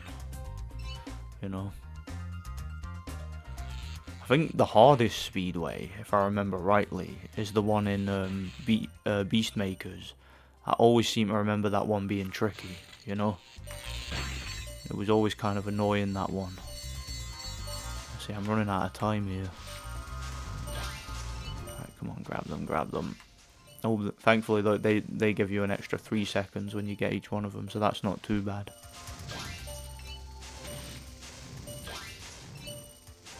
Come on, get him, get him, get him. Get him, get him. I should be able to do it actually, I'm making good time here. So yeah, should be alright actually, yeah.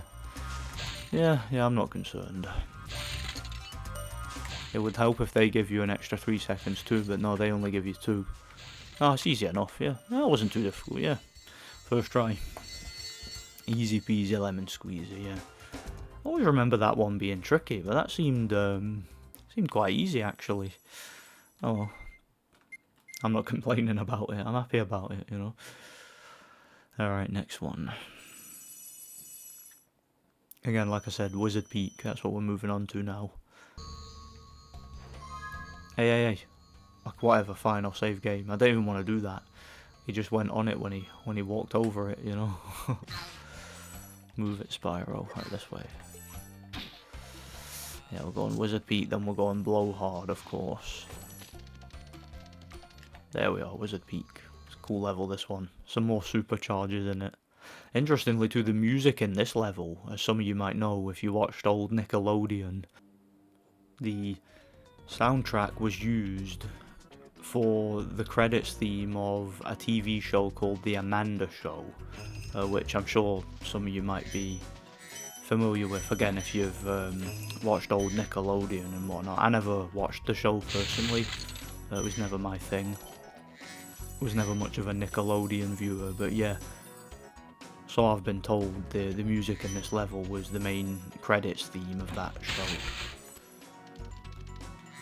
I'm assuming Stuart Copeland probably had a hand in the composing of the soundtrack for the show or something along those lines. Yeah, that was something that the Spyro community noticed back in the day, like when that show came out, they were like, hey, that's Wizard Peak. It's quite funny, isn't it? Because it was in this first, of course.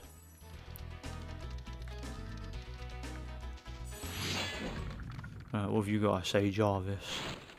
Welcome to Wizard Peaks. This is my favorite supercharged spot. Use it to bash those wizards. No, I certainly will. All in good time. I certainly will. So yeah, anybody who's seen that show, like if you grew up watching Nickelodeon or whatever, then let me know, because I'm not too familiar with it. I think it starred like Amanda Bynes or, you know, one of these like Nickelodeon industry plants or whatever, you know. Notice the Norks are a different colour, they're like grey in this, even though they're normally green. Wonder why. It's unusual, isn't it? That little blue gem seems to blend in with that water, doesn't it? Alright, we're going back up here, because we went up to get that thing, that platform. There's another platform the other side.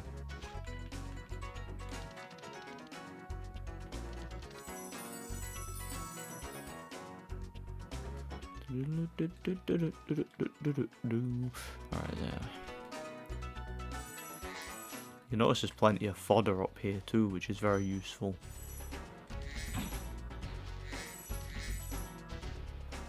So yeah, if you're low on health, just come up here, innit?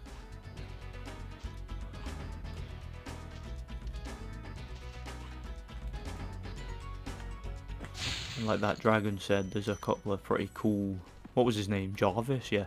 There's a couple of pretty cool supercharges in this level, and you can use them in the combat and that. By the way, if you're wondering what that noise is, it's my left, my L2 button on my controller. It's starting to really stick when I press it, and it's doing quite a loud noise, so yeah, I'm a little bit concerned about that. I hope that doesn't become a problem. Like, it's quite annoying hearing the noise, but I hope it doesn't become a problem in the sense that it stops things from working, you know, because I cannot be dealing with that right now. Just can't be arsed with it. Right, we've got to combine a couple of supercharges here for some jumps. One of them being this. Yeah, without using two different supercharges, you can't do that. There's also a blue thief right behind that wall hiding, but you don't have to. What am I saying? You don't have to run, because he doesn't run away. He just stands there. See him there? Cool. So be careful there. Don't run. Don't rush that bit. You know. Just get his ass and then move on. I think there's only one more of them egg thieves in this level. One or two anyway. I know there's one like over there. We'll get him all in good time before we do though. Notice that wizard guy seemed to spawn that big Nork there. Take it Nasty Nork has made some sort of pact with these crazy wizards. Wonder what that's all about. Hey, go away. How dare you use your magic to inflict damage upon me. I'm not having it. Not having it at all. Right, a couple of gems. We couldn't grab that before because we were in the midst of a supercharge, so it would have been impractical to do so. Nice purple gem. Alright, Mr. Dragon, what you gotta say for yourself? Thank you for releasing me. Is that it? Hexus. All you gotta say is generic, thank you for releasing me. Well, you are most certainly welcome, I tell you. Alright, let's head up here and get another double supercharge, because we've got another big ass jump to make. This way. Nah. Excellent. What a jump, eh? What a jump. It's cool. You ain't seen nothing yet. Wait till we get to levels like Haunted Towers and Treetops, which I mentioned before is my favourite level. Gonna get some great platforming. Like, if you like platforming, you'll really like those levels, especially if you like quite complicated platforming challenges. This game has some great ones, you know. Little head bash, right. Yeah, I need to always remember I don't have the, you know, that bad habit I talked about earlier. I need to always remember I don't have the hover in this game. That's not till Spyro 2. Because if you forget about that, it could cause you to fall when you're trying to do a difficult glide, you know. Just bear that in mind. It's all good. Need to get it into your head. This is Spyro 1, not Spyro 2 or 3. Right. Yep, there's the other egg thief. See him? There. That's the last egg of the level, I believe. Cool. Right, let's get these.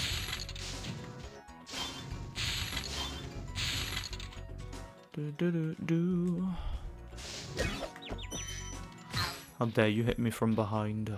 You struck the great Spyro and shall thus be punished. Alright, that's all the gems. Lucas. Listen carefully, Spyro.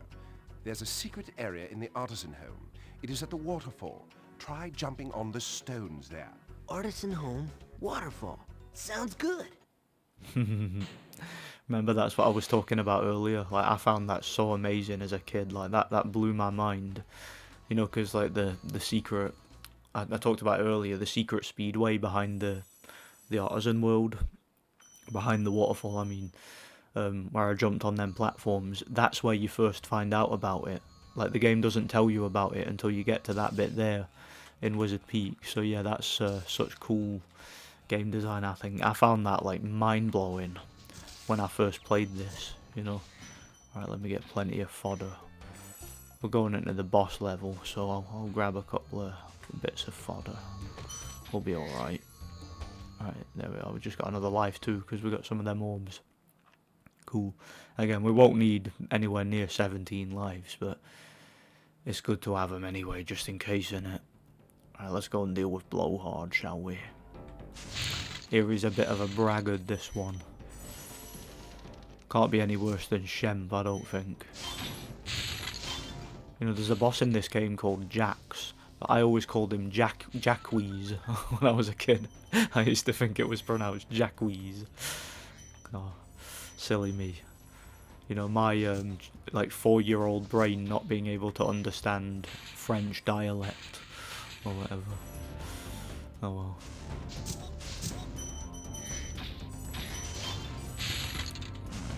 Yeah, this is an easy boss, this one. Not quite as easy as Toasty, but easy all the same.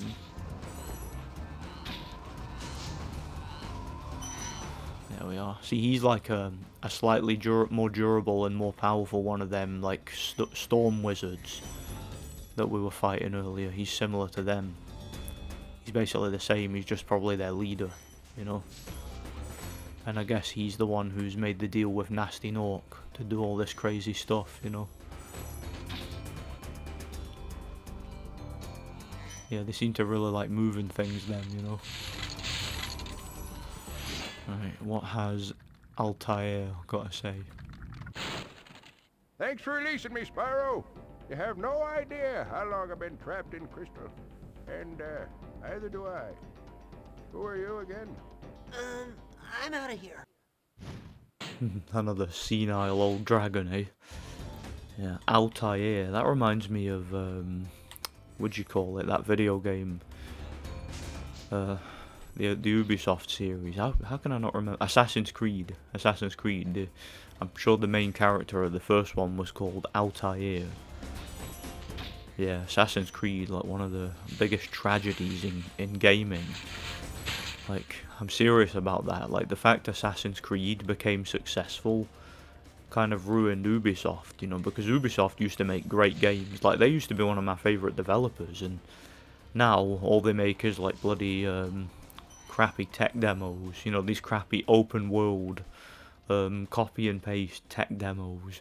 Most of them seem AI generated. Yeah, as you can tell, I'm not a big fan of the Assassin's Creed series. Just the same thing every year, isn't it? I mean, it's the same as like Call of Duty. You know how they just re-release and reskin the same thing every year. It's the same thing with Assassin's Creed. So yeah, another relatively easy boss there. Just make sure I get all the gems, of course. There's a couple more up here, of course. Alright, there we are. That's all the gems. Awesome. Right, well that's Blowhard done. And now we can move on to Beastmakers. Might actually be my favourite homeworld, Beastmakers. I really like it. Okay, let's get some fodder before we get there, because I'm on blue sparks. Hey, there we are. And of course that stupid guy there had to ruin it. It's alright, we'll get more fodder. Alright, I guess we're going to Beastmakers with blue sparks. Whatever, there's plenty of fodder in Beastmakers, it's alright. Alright. Yeah, I know. Let's go to Beastmakers. I think we actually have got all the dragon eggs now. Pretty sure we have.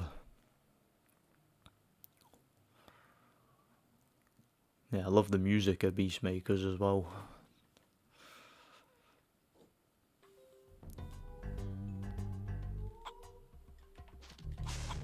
Give me some fodder. Excellent. Alright, as always, we're going to 100% the homeworld before we move on to the levels. It's easily done.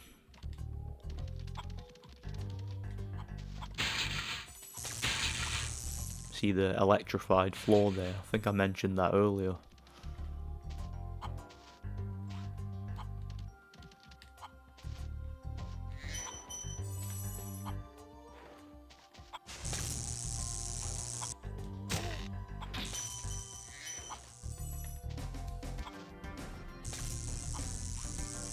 Looks like a giant Aztec pyramid, doesn't it? It's creepy. I don't like it. Nasty Nork is turning our swamp into an electrified junk heap. And it used to be so beautiful. I'm sure it was. Spyro's not convinced by that, is he? So yeah, we've got Cajun dragons now, as you can tell.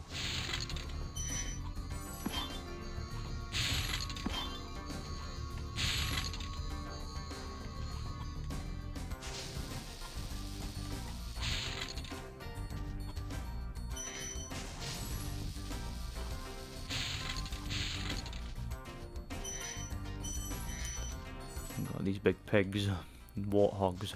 It's like Pumba, isn't it?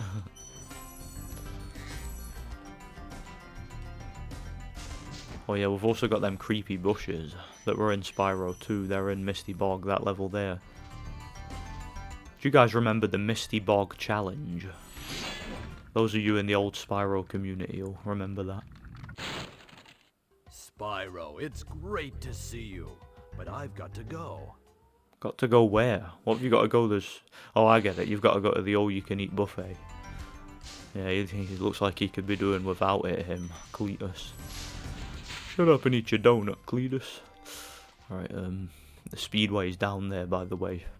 I remember that. See that board there? I always remember that now. When I used to play this as a kid, I always used to run into that. Because I'd forget about it. Alright, here we are.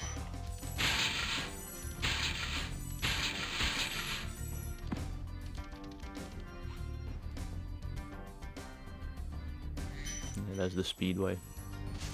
Can be quite a tricky speedway, that one. In fact, I usually find that one trickier than the last one.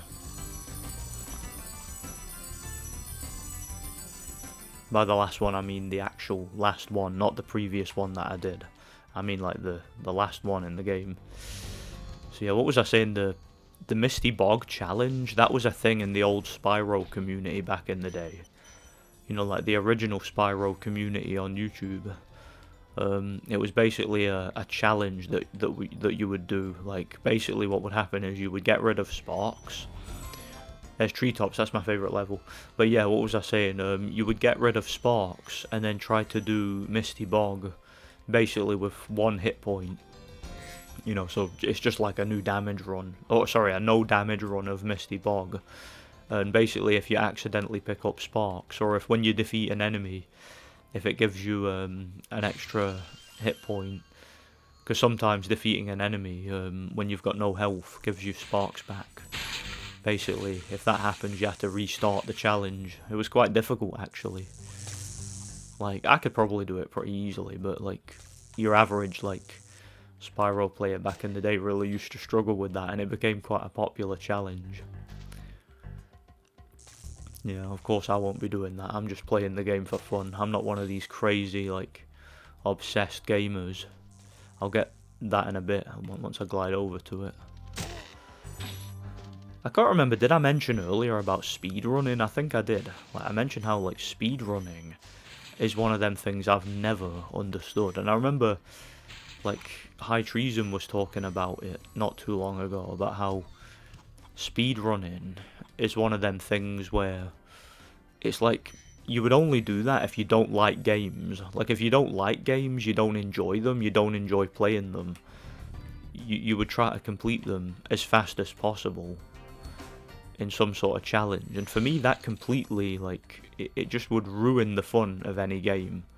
So I've never understood that, and I've never understood these people who, like, when they play a game, they have like this real autistic way of going about it, where it's like they've got to do no damage runs and things like that. Like, if they take any damage, you restart. I don't understand that mentality when playing a game. Like I play games purely for fun. That's all it is. I'm not one of these guys who's all competitive. And you know, that's part of the reason. That's all the gems except one, by the way. I'll go get it though. What was I saying? That's part of the reason I've never understood this, like the fascination with online gaming. Like, you know, online multiplayer, like playing games like Call of Duty. Like, I don't mind those games, and I don't mind like dabbling in it from here and there. I almost forgot to grab that. Yeah, I know, Balloonist. I know, I'm not going. What was I saying? I didn't even want to talk to him. I was just trying to grab that gem. But yeah, I don't understand, like, when you, like, online gaming, you know, when it's just pure competitive, you're constantly playing against people. I've just never seen the appeal of that. I remember when online gaming was just first starting to take off and get big, and I was always more into games like this, you know, games where you can just relax and chill out and, you know, play through a story and all that. And I've never seen the appeal of playing games to compete with other people. Like, I play games to get away from other people and to, like, immerse myself in a world, you know. Enemies in this level are quite creepy. They look like liberals with, like, belly piercings and that. And they look even worse in the Reignited trilogy. Like, they look proper disturbing in that one. Oh yeah, see them enemies there in those gun turrets? They can be quite difficult to avoid their attacks. They're kind of similar to the ones in Spyro 3 in Dino Mines. That was one of the trickiest levels in Spyro 3, I think, because it had those kinds of enemies, but like the particular attacks that they used seemed to have a really good range, and they seemed to fire them really, really quickly too. Yeah, there's a few like nooks and crannies in this level, as you can see. I'm surprised they didn't fire quicker than that. I'm sure they normally do. Like, I seem to always remember, like, this is just one of them levels I seem to take a lot of, in the past anyway, obviously it hasn't happened so far, like, in the past I've seemed to take damage early on, like, in this level. I know I took some there, but it's normally them gun turret guys that do it. Grab an extra life. 19 lives. Yeah, it's quite easy to get extra lives in this, as you can see. But again, I'm not particularly concerned about them because I don't really think I need them. Again, we've only failed once during this playthrough, and that was me like faffing about and just being an idiot in high caves. It shouldn't have really happened. I'm not expecting it to happen again, and if it does, it won't be like more than once or twice, you know. Alright, I'm just making sure I grab all these gems. Alright, I'm pretty confident that that's all the gems in this first area. I suppose I can always come back if it isn't, but yeah, I'm pretty confident it is. It sucks that we don't have the Sparks ability that you unlock in Spyro 2. And then, quite annoyingly, in Spyro 3, it's in the game, but you have to unlock it by doing the Sparks levels. Although they are really fun. Excellent levels, I think. Watch out, Spyro. The Norks in these parts have discovered the power of electricity, and it really stings. I bet it does. Yeah, let's try to avoid that, shall we? Hey, what you doing? Alright, fine, whatever, I'll save. I don't... Yeah, that happens, like, unintentionally sometimes when you play this. Like, you just walk over them things and end up, like, being prompted to save game. Although, to be fair, it's a wise thing to do, especially if I'm doing a walkthrough. Because, let's say if the game crashes or something, it means I can go back and pick up where I left off. Again, I'm not expecting it to crash. Like, my PlayStation doesn't normally crash. I don't normally have any issues with it, but again, when you're doing a walkthrough, you play through it for quite a long time, so it can heat up. And again, it goes without saying, you know, the longer you play a game in one sitting, the more likely you are to end up crashing. It's just pretty obvious, you know. Best not to rush this bit, like, because again, that electrified floor, it can be quite tricky to time on occasion.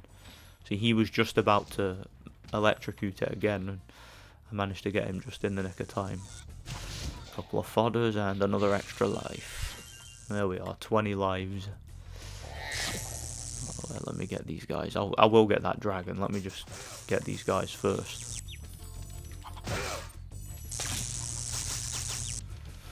Yeah. You see what I mean about them, though? Like, they can be quite unpredictable, those gun turret things.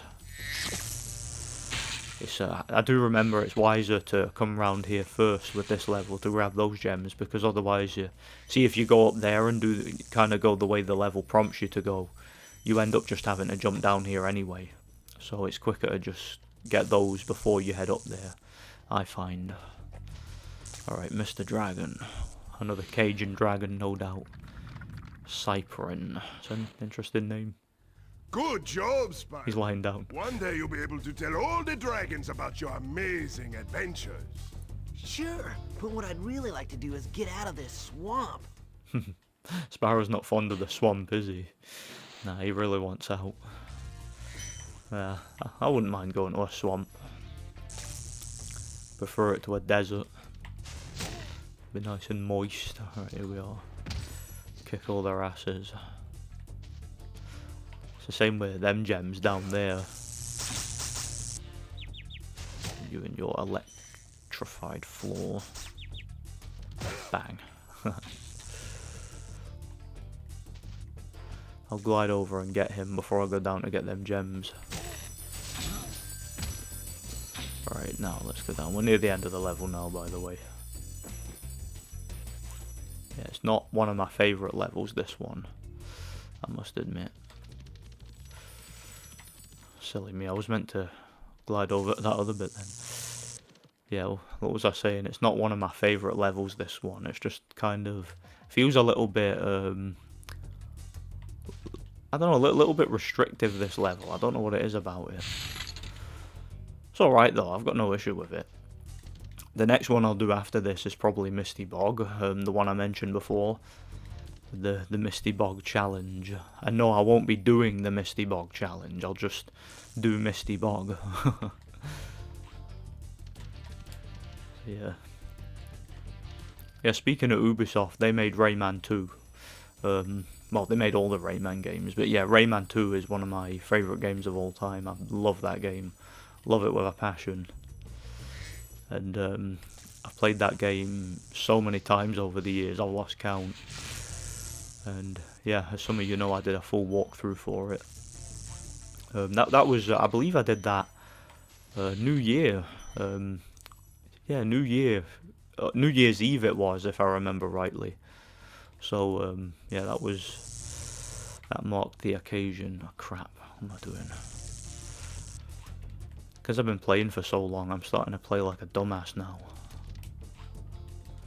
You might have noticed I left that enemy up at the end bit. That's because I want to go and get the things on the roofs first, because there's a bunch of like collectibles and stuff around here. Over where do you remember where there was that box there that I couldn't open? There's some fireworks on the roof that you use to open them, and of course there's all this stuff. Alright, over here. Don't know if you guys can hear that. There's actually a plane flying overhead. I don't know if the microphone's picking that up. I kind of hope it's not.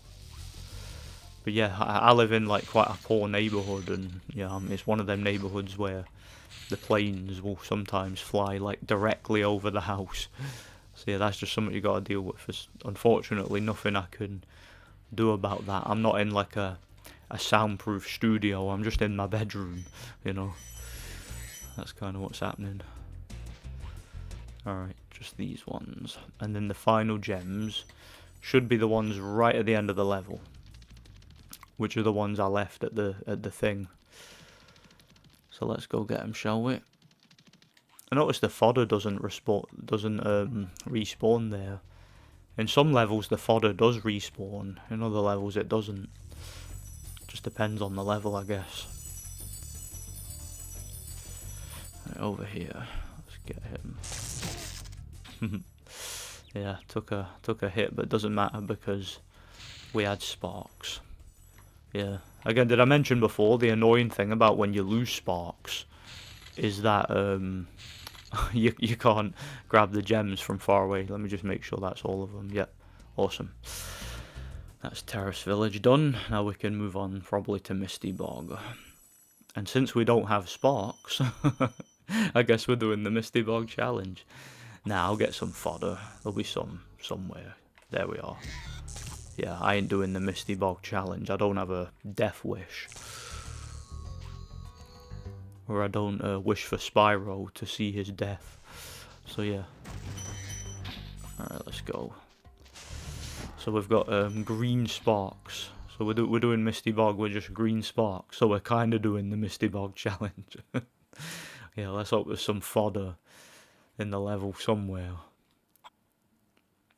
You might notice as well the music for Misty... Yeah, there's some right at the beginning. You might notice the music in Misty Bog. It's a remix of the credits music. Well, either that or the credits music is a remix of Misty Bog. Just depends whichever was composed first, doesn't it? Now here's those bushes I was talking about before. These are in Spyro 2. They look a lot less creepy in Spyro 2, and they're not as fast in Spyro 2 either. So they're easier to deal with in that game, you know. And they're only in one level in Spyro 2, which is, if I'm not mistaken, Fracture Hills. Great level. It's actually one of my favourite levels. It's got like a Scotland theme. There's these characters that play bagpipes and that. I love it. It's great. I'm Scottish, for those of you who don't know. I know I don't sound it. I am, trust me. Yeah, I'm one of those Scotsmen that doesn't sound like a Scotsman. It's funny because when I've told this story before, like people ask me where I'm from all the time, and I tell them where I'm from. I'm from like the West End of Glasgow, and they're like, no, but where are you really from? And I'm like, the West End of Glasgow, and they look at me like I'm stupid or something, or like I'm lying. And they're like, no, I don't mean where you live, I mean where are you from? And I'm like, the West End of Glasgow. Because it's like, I don't know why. Kind of wanted to eat me there so that you could see. Yeah. But like, it's like these people accuse me of lying. That's what it's like. Because it's like, it's a situation where Guess we are doing the Misty Bog challenge, but yeah, it's a situation where it's like they didn't ask me where I live, or they didn't ask me where I grew up. They asked me where am I from, so I answer the question. Be on the lookout for attack frogs. They are cold-blooded killers. Attack frogs? And this used to be such a nice swamp. Do you know, I keep hearing that, but I'm not convinced. Like, I'm not convinced this was ever a nice swamp. But yeah, what was I saying? It's like people, again, they ask you where are you from, and I'm like, and I tell them exactly where I'm from, exactly where I was born, exactly where I came from, and exactly where I live, and they don't believe me because of my accent. I'm like, well, logic would dictate that I moved at some point in my life, and I picked up an accent from somewhere else, but that's not what you asked me. I'm like, you didn't ask me where's my accent from. You didn't ask me where I grew up. You didn't ask me where he was glitching out then. Like, you didn't ask me where I studied. You didn't ask me, like, who my friend group was. You didn't ask me my star sign, all that. But, like, no, you asked me. You asked me where am I from. It's a simple question. I don't know. Like, I got kind of sick and tired of justifying that to people over the years. It just kind of got annoying. It's just one of them things, like every single time I have a conversation with someone I don't know, they always take it, because I live in Scotland and I have the accent that I have and no one can pinpoint it, or no one can pinpoint where I'm from. They always take it upon themselves to ask me where I'm from, and I tell them, and then they get all offended as if I'm lying to them, and that and it's kind of annoying. I'm not gonna lie, it genuinely does annoy me. And I think the reason it annoys me is because it's happened so many times over the years that I'm just sick of it. Speaking of, like, Scottish people in general, now again, I am Scottish, so I can say this. It's not like discriminatory for me to say this. I'm talking about my own people here. One of the things that really annoys me about Scottish people is they like to play dumb. I'll explain why in a second. Thanks for releasing me. It seems like I've been trapped in here since I was your age. No, no. Why, I remember... Gotta go. He's so cheeky. He's had enough of these old man stories. But yeah, what was I saying? Like, what annoys me about Scottish people, and it's more so older Scottish people. Younger ones don't generally do this. It's usually older ones. You know, like, you know when you meet like some like Scottish boomers or whatever, for whatever reason they always do this. It's just a thing that they all do. It's like a pathology, right? Old Scottish people. Oh yeah, did I mention before there's an island over there you can get to? It's like an unused part of the level. I forgot to mention that earlier. Yeah, there's no reason to get to it, but you can. Like, it's easy to do. I'm not going to bother for time's sake. Like, but yeah, old Scottish people, when they talk to someone who has an English accent, they like to pretend that they don't understand them, even when they clearly do. It's something that, like, all older Scottish people do. I don't know why they do it. I don't know what, like, possesses them to do it. It's just something they do. Like, for example, and I've caught people lying multiple times doing this. But it's like, whenever they watch TV, everyone on TV is English, right? Thank you for releasing me. Yeah. No worries, Michael, go. Or Zeke, or whatever your name is. But yeah, when Scottish people watch TV, right, everybody on TV pretty much has an English accent. Like, pretty much everybody. It's practically all English, right? They understand it, and they understand it perfectly, right? We speak the same language, right? If you live in the UK, if you were raised in the UK, and you grew up watching, like, British television, and you went to a British school and things like that, regardless of the dialect, like, regardless of the part of the country you lived in, whether you lived in the north, the south, Scotland, England, Wales, like, Northern Ireland, it doesn't matter. If you lived in the United Kingdom, you speak English, right? If you grew up in the United Kingdom, you speak English, you understand English, you don't have an issue with it. But there's something about Scottish people, when they talk to an English person, or when they talk to a person who sounds English, they like to pretend they don't understand. Like, you hear it all the time. Like, if you've ever, any, like, English people watching this, if you've ever spoken to a Scottish person and they're like, I can't understand a word you're saying, they're lying to you. They're like flat out lying to your face. They can understand. They understand every word, and they understand it perfectly. It's just a pathology that a lot of old Scottish people have, where they like to just play dumb and pretend they don't understand. I don't know why they do it. I'll tell you what to do with those creatures. Smash them, Spyro! Stamp them out and squish them and squash them!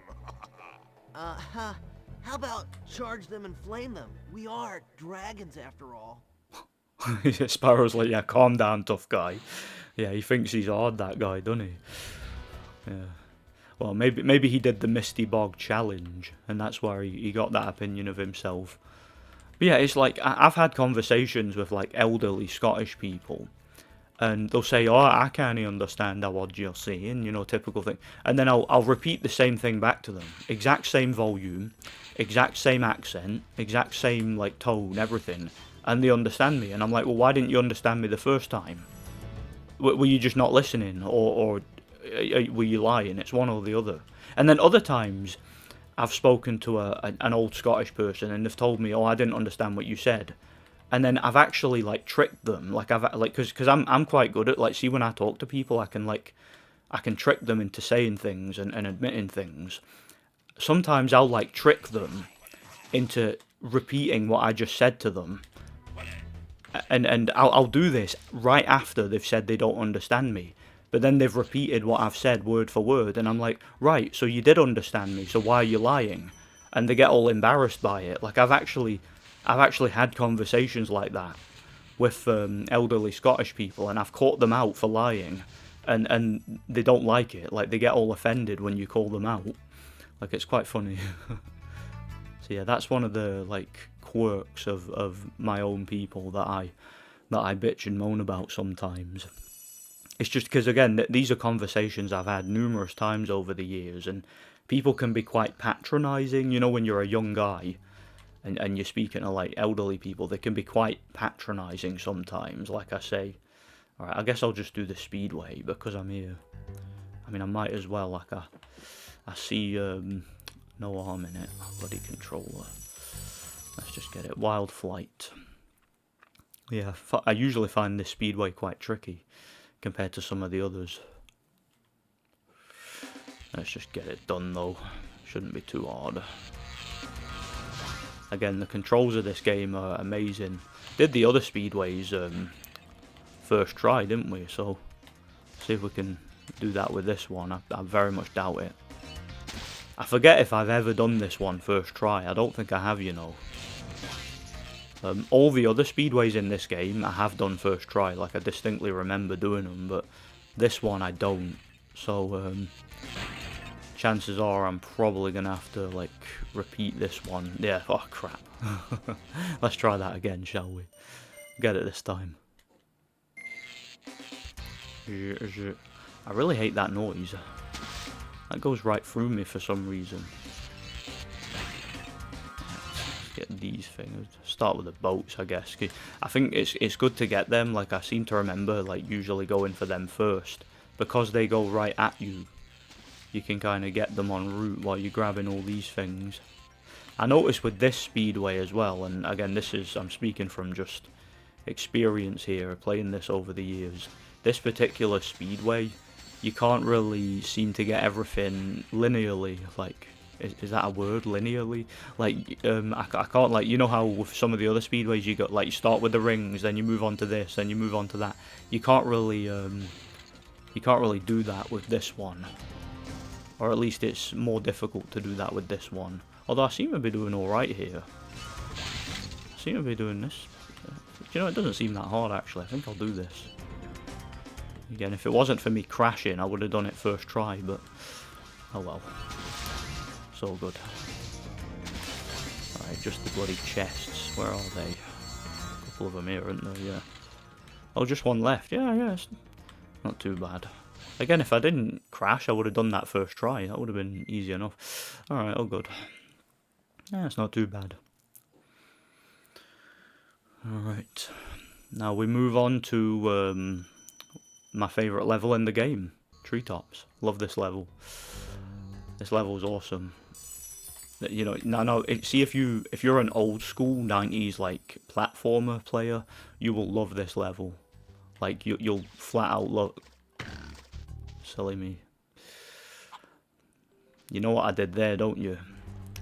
I was referring to this earlier about when I'm not playing Spyro 2, and I forget that I don't have the hover ability. Yeah, that's one of them. Alright, let's go to thingy. That's our second failure of the playthrough. Let's try to avoid another, shall we? But yeah, see that big tree there? That's where we're going. We're going to go and get treetops. Again, this is my personal favourite level in the whole game. Love it. Again, it's a platformer's wet dream, this level. It's awesome.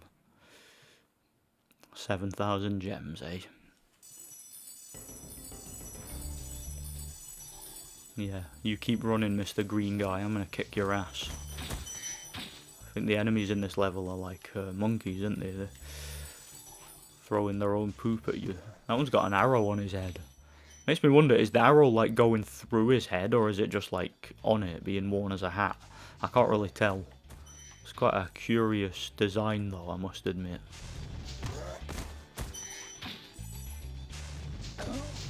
Now I'm not going to glide over there right now, because there's another bit I want to go to first, which I think will save a bit of time.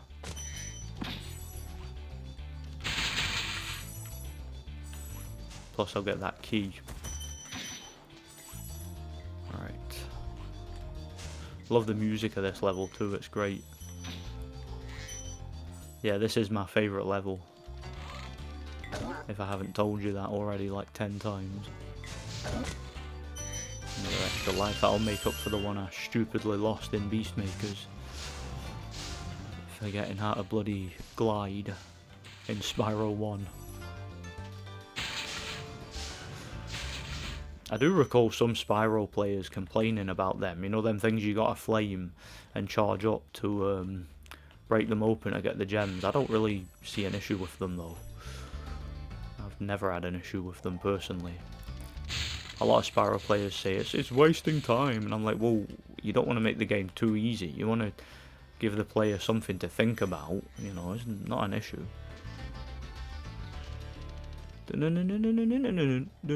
Alright. Get that dragon. I'll show you a little trick in a moment. It works about 50% of the time, I've found. Greetings, Spyro. For an amazing tour of the treetops. Don't just stop at one supercharge. He's getting the idea. Okay. I think I'll bear that in mind. Right now, my little trick. Again, this works about 50% of the time. You're not supposed to be able to do this. I can usually do it though. Right. Let me try again. Again, it works. You're not supposed to be able to do that. There's like a longer and more convoluted way of doing this, but this is like the way I figured out how to do it. It's a little trick. Yeah, see? Awesome. I love it. That's what I love about this game. You can kind of figure out your own little strategies and stuff. So yeah, this island, you're supposed to use like multiple different supercharges to get this, but that's a little shortcut I like to use. It's fun, isn't it? Love it. That was quite a ride, Spyro. You've learned a lot since you were a young glider. Yeah, well, you could have found an easier spot to get stuck. Yeah, the developers, you could tell they loved putting that there. They put that there for the most hardcore of players. Like, because most players would never get to that island. It's actually, like, really hard to get to if you don't know how. So, I appreciate that they put that there. That's cool. Alright, I'll be back over there in a bit. You do have to do a bit of backtracking in this level regardless. I'm just heading over here now to get these. Remember I picked up that key. There's a chest over at one of the other chargy bits. And a dragon over there too, I believe.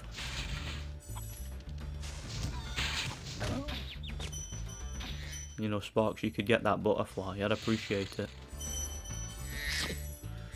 Alright, is that every gem on this platform? Cool. Excellent. As you can see, we've got a supercharge here. That's for that, specifically. And another extra life. Cool. Again, probably won't need them, but I appreciate it nonetheless. Now, you might notice, see over there, there's one of them, there's another one of them thieves goes up there, a red one. There's another supercharge challenge to get to him. It's another one where you gotta combine multiple, you know.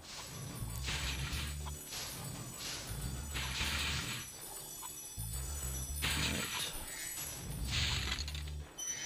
Cool. Alright, that's everything on this downstairs bit, isn't it? And as you can see, yeah, that's the end of the level back there, but all in good time. We've got other things to sort out before we go there. Yep, running against the supercharge, how about that? Because that's how hard I am. Quite a few extra lives in this level. Although to be fair, you know, if you play this level without knowing what to do, like if you're playing it for the first time, like playing through it blind, you're gonna need the extra lives in this level, trust me. This is one of them levels, again, it's for the hardcores, the hardcore platformers, you know.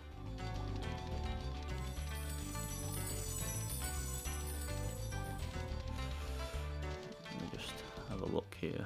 Alright, I don't need to go there yet, I'm just getting my bearings. I'm to go up onto the whirlwind.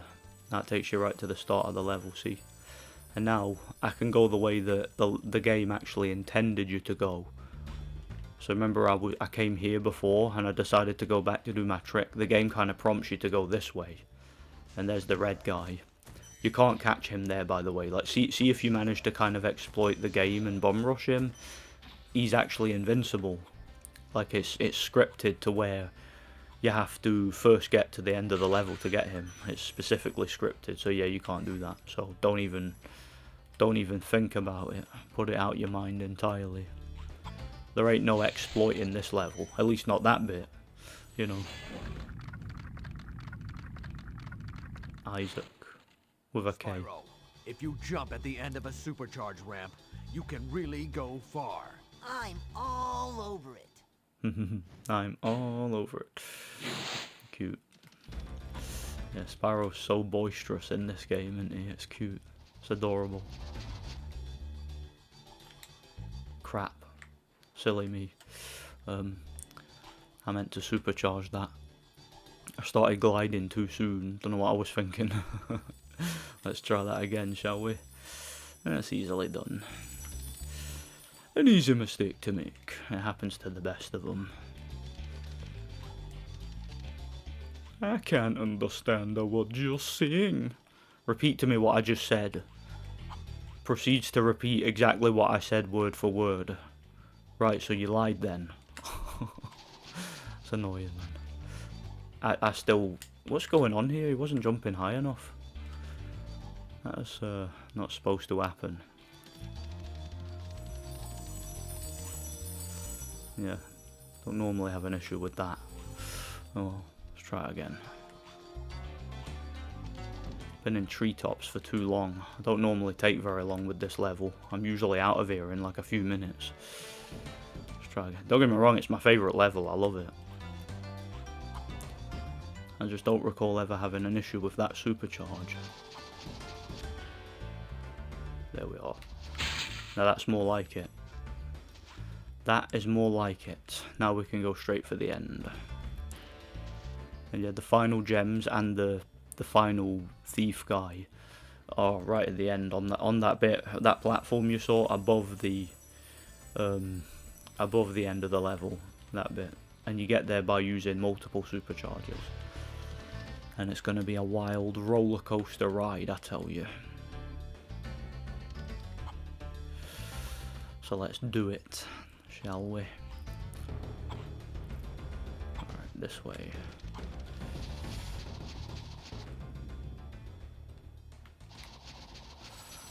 quite the ride, this, I tell you.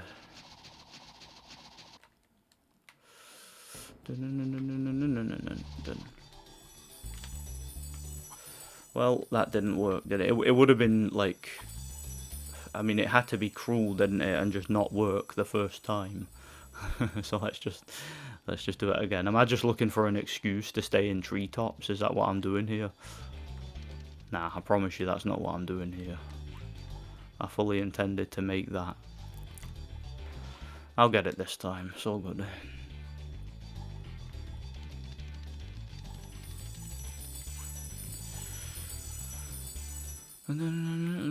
That's one thing about Spyro is, because Spyro is such a fast game, like in its own right, this game is so fast. I think the supercharges make the game so much faster to the point where it's naturally going to be somewhat temperamental. Again, when you're moving that fast in a game, it's so difficult for the hardware and the controls like to keep up with it, you know. And this, like, I mean, look at this. How does a PS1 even like run this? How's this even possible? There we are. Easy peasy lemon squeezy. So yeah, once we've got these gems here, that's treetops finished. Love it. Great level. Again, it's my favourite level in the game. I just think, because it's a platformer's wet dream, this level. It really is. Right, that should be every gem. I will of course wait until it counts them down so I know. Yep, awesome. Right, cool. Let's get out of here. Can move on to Metalhead, the next boss. And let's go kick his arse.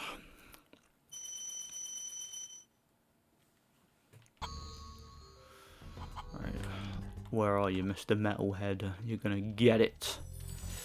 And that was kind of them to give us a whirlwind for getting all the gems. Yeah, it's one of the trickier bosses, this one. Like, it's easy, don't get me wrong, but it's trickier than, like, a couple of them. Because it's like, you gotta break these electrified posts. And they can sometimes be a bit, like, difficult to time, you know. Timing's everything, of course. I suppose you could say that in any game, you know. You gotta press the buttons at the right time to make sure you win. You know, that's just how video games work, innit? Just making sure I didn't leave anything out there. I seem to remember having done that before.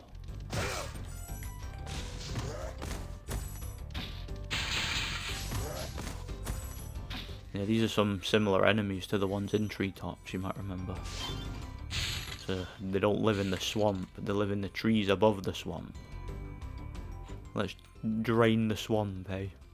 Let's well and truly drain it of all enemies.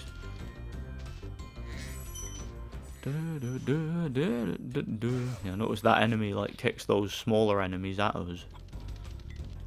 Where did the gem go associated with that one? Did I automatically get it? I hope I did. Here's some fodder for Sparks. Great news.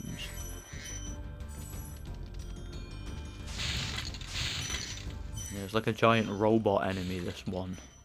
They've got quite clever names, haven't they? The bots. I mean the boss battles in this game. Like the names are quite clever, like Metalhead, because it's a robot. There's a boss called Jax, and I remember when I was a kid, I used to call him Jacquees. I guess I didn't understand like French name spellings, so yeah, I called him Jacquees. Sometimes I still call him Jacquees. It's just a force of habit, you know. Alright. Don't worry, I will go back for the little bit under the bridge to get those up there. I'm just making sure I clear this area first before I go ahead and do that. Alright, cool. Now I can do that. Yeah, there's another plane flying overhead. Again, I don't know if you guys can hear that.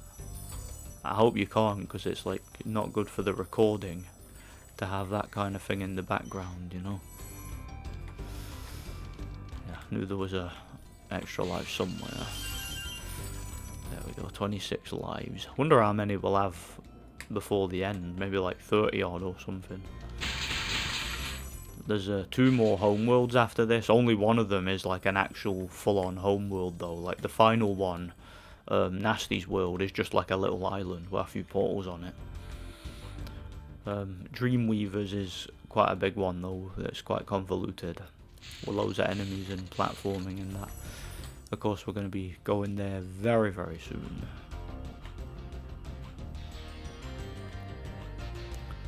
Alright, we've got the key, we've got everything we need, alright, good. Now let's go kick Metalhead's ass. Turn him into scrap metal. Once we get these, of course. Remember, it took me ages to figure that out as a kid. Like, I had no idea how to get that stuff on that roof. Because I didn't realise there was that bit down there where the extra life was. Speaking of extra life, just got another one. 27 lives. Not bad, eh? We're doing alright. Got 27 lives in the bag. So I don't think we'll be getting a game over anytime soon, I tell you. Well, you gotta say for yourself, Sadiki. Sadiki. This big robot is all charged up to meet you. Attacking the power pole should disrupt its power supply. That one kind of looks like an adult version of Spyro, doesn't he?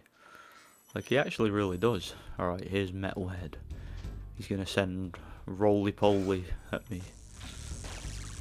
He's roly-poly-oly. He's small and swift and round. And in the land of curves and curves, he's as well as kid around. Did you guys ever watch Roly-Poly-Oly? I remember watching that on summer holiday from school one year. I used to like that show. It's quite funny. Always liked the theme song too. It was like, way up high in the roly-poly sky. He destroyed them himself. I forgot that he does that sometimes. Yeah, sometimes his blast will actually destroy those posts that you need to destroy to defeat him. So yeah, bear that in mind sometimes, of course. What was I saying? The song. So, way up high in the roly-poly sky, there's a little round planet. I got shocked with a really based guy. Doesn't say based, but I thought that would sound funny. Seemed like a funny thing to say at the time. Right, is Roly up there gonna come after me? I forget if the Roly guys can actually break these as well. Something's telling me they might be able to. Basically, yeah, these are his power source, like the adult Spyro Dragon guy said. He destroyed them and he shuts that. Yeah, see, he destroyed it himself. So that's him done. And before I go in there, you might recall I got a key. Don't worry, because I don't have sparks, it's all good. Because we've defeated the boss, so there's no real danger. But yeah, remember I got that key in that cave. Just get it up here. In a different cave. I'll get the chest for it, of course. Yeah. When I first played this, it was tricky to find that. But these are all from days gone by. There's nothing about this game I don't know. Which is kind of sad. It's sad when you've like played a game that much that you know like everything about it. And there's no real like surprises or mystery. It's not too bad in a game like this, I suppose. When it's an RPG though, it can be kind of sad. Like, you know, you're playing an open world game like Skyrim, and you've seen. There's no reason to go over there, by the way. And yeah, like you've seen everything that the game has to offer. You've accomplished everything. You've heard all the dialogue. You found all the secrets, and you're at a point now where there's just nothing left. You're like Ian Beale. I've got nothing left. Yeah, my viewers who aren't British are going to have no idea what I'm talking about there. You probably never heard of Ian Beale. You don't want to hear of it. Alright, here we are. Can't believe I'm playing Spyro when I'm talking about Ian Beale. Who would have thought, eh? Alright, how many gems have we got now? 8,000, awesome. How about that, eh? How about that? That's Metalhead done. Let me get some fodder before we go on to Dreamweavers. Since we had the perfect opportunity. Right, Mr. Balloonist. Right, I accidentally spoke to you at some point. Yeah, Dreamweavers.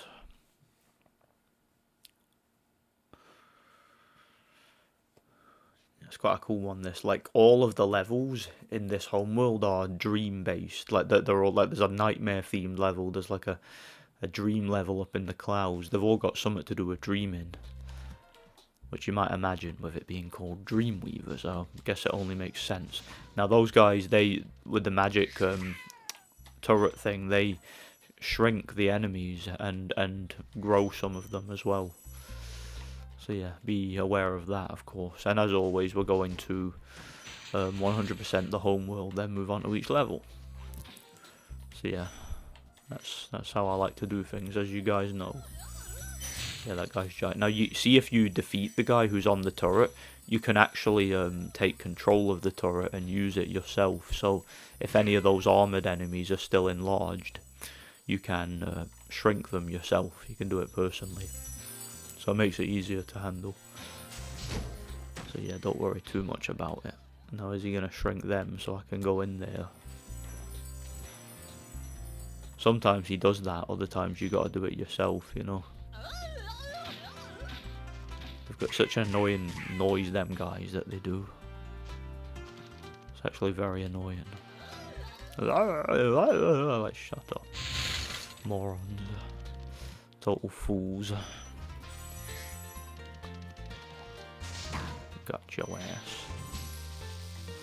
Yeah, I'll get the dragon there in a sec. Let me just grab all these gems first. There we are. Alright, what have you got to say, Mr. Latif? Latif Coyote. Welcome to the Dreamweavers, young one. While chasing Nasty's minions in this world, you must expect the unexpected and prepare for what is not there. Oh, I'll do that. I'll always expect the unexpected. Lofty Castle, that's a cool level. I like that one. It's another, like, cool supercharge in that one. In fact, a few of the levels in this homeworld have a supercharge. Most notably, Haunted Towers. That's got a really cool supercharge. I really like that one. Yeah, I guess I'm going to have to shrink them arseholes myself. All in good time. It's all good. There's the boss there, Jax. Or Jackwheeze, as I used to call him. Jackwheeze.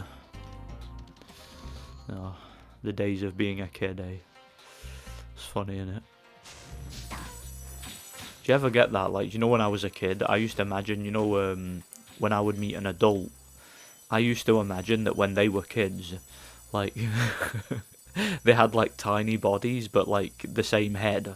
So it's like that they still had an adult head, basically, despite being having, like, a child's body. So they would still have the beard and everything and all the wrinkles, like.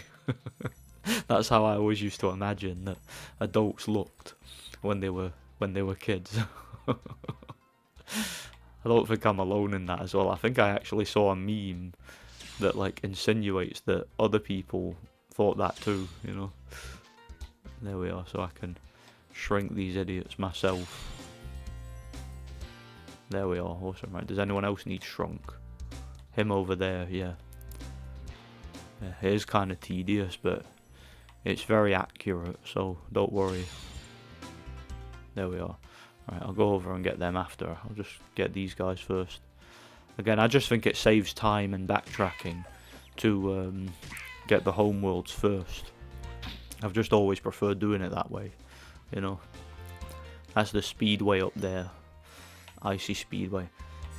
Or Icy Flight. I know that they didn't introduce the word speedway till Spyro 2. I know, I've talked about that all before, haven't I?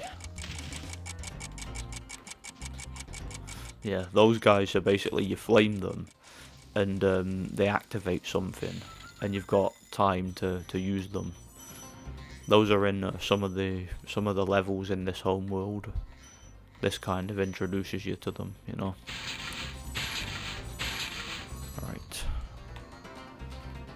All that done, yeah. Okay. And there's the end of the level there where Jax is. And the balloonist guy, whatever his name is. Alright, on we go. Yeah, there are a couple of tricky levels in this home world as well. Like, they're not too bad, but they're kind of tricky. Like, the difficulty does go up a little bit here. Zikomo. Hello, Spyro. Nicely done. I'll be done when I've toasted that nasty Nork. Yeah, Spyro's turning into a bit of a sociopath here. Like he can't wait to just batter Nasty Nork. He really wants to kick his arse now. Ganasty Ganork.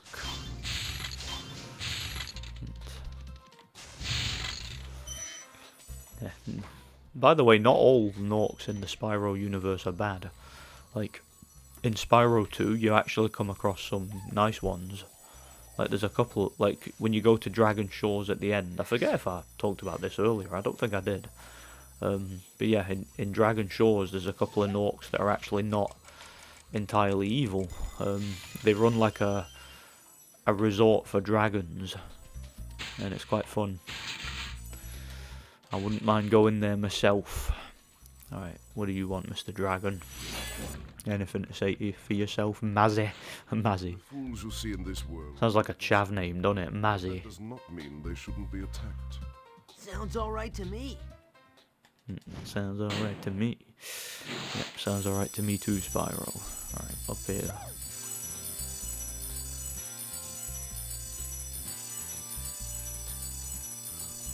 Saying that, I don't want to go up here. The last gems are down here. So that was a bit of a mistake. It's okay. Almost forgot about them. Alright, that's all the gems. Now I can do the levels. Haunted Towers. Since we're here, we can just start with this one. It's cool in this level. You know how in High Caves you had the fairy that gives you the super flame? There's several of them in this level. But also there's one right at the end of the level that gives you a permanent super flame for the rest of the level. Those guys have grenades. You see that? That's quite funny, isn't it? That. Yeah, the mini Norks with their grenades. Cool. One of the super flame chicks is in here. You leave her alone, Bell End. He was gonna throw a grenade at that chick. At that fairy. I think the fairies are so cute in this game, like they're just so sweet. I don't mean in that sense. I'm on about like, just like when they give Spyro a little kiss and it gives him super flame. I just think that's adorable. Like there's something about that I've always found so cute. See what I mean? Like that's just like, it's just beautiful, isn't it? So sweet.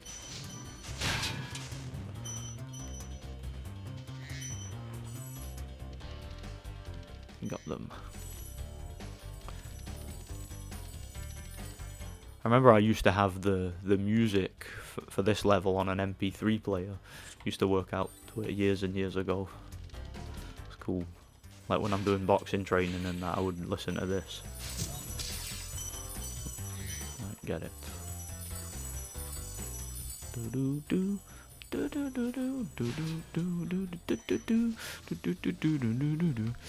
Right, don't worry. There's another fairy up here to give you a super flame, because of course you need it for them chests and that.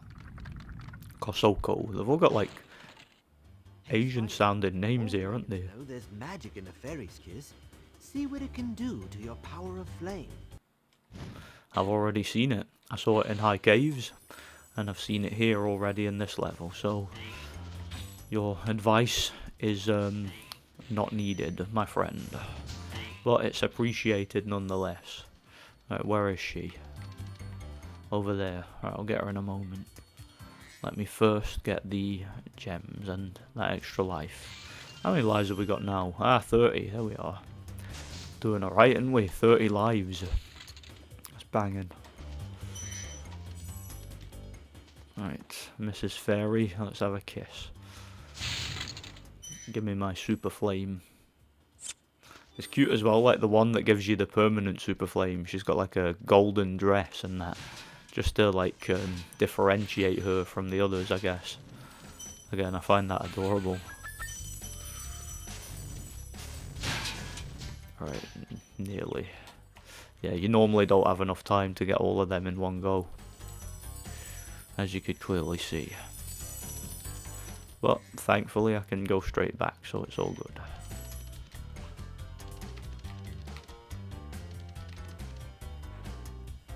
And yeah, the little supercharge challenge in this level took me a long time to figure out. Basically, you just you jump to like the end part of the level where there's a couple of things you need to get. I didn't leave anything over there, did I? No. Good. Alright, good. Got it. Let's go. There's been a mod though. Alright. Get over here. Similar to the enemies in the Blowhard level, them ones, aren't they? Them storm mages. These are like different types of mages. I guess based on dreams or something. Something along those lines. Of course, supercharge can be quite difficult to steer, especially when you're in a corridor like that and there's like obstructions. Do do do do do do do do do do do do do do do do. There's actually a super flame in one of these rooms there. Get away from her. Yeah, imagine picking on a girl like that, like threatening to throw grenades at her. Who do you think you are, Bruno Mars? Oh, saying that he doesn't throw grenades at girls, he catches grenades, or so he says. Why am I talking about Bruno Mars? Don't want to give that idiot any promotion. Is he even a thing anymore? Does he even like still make music? I don't know. I wouldn't know. I don't really follow the music industry. Hold your horns. Here comes Spyro. Patience, little one. You'll soon have the opportunity to battle the one who matters most. Nasty Nork. Sounds like he's old and full of wisdom, doesn't he, that one? Yeah, you wanna listen to him. He knows everything, that guy. Right, give me a super flame, will you? Cheers.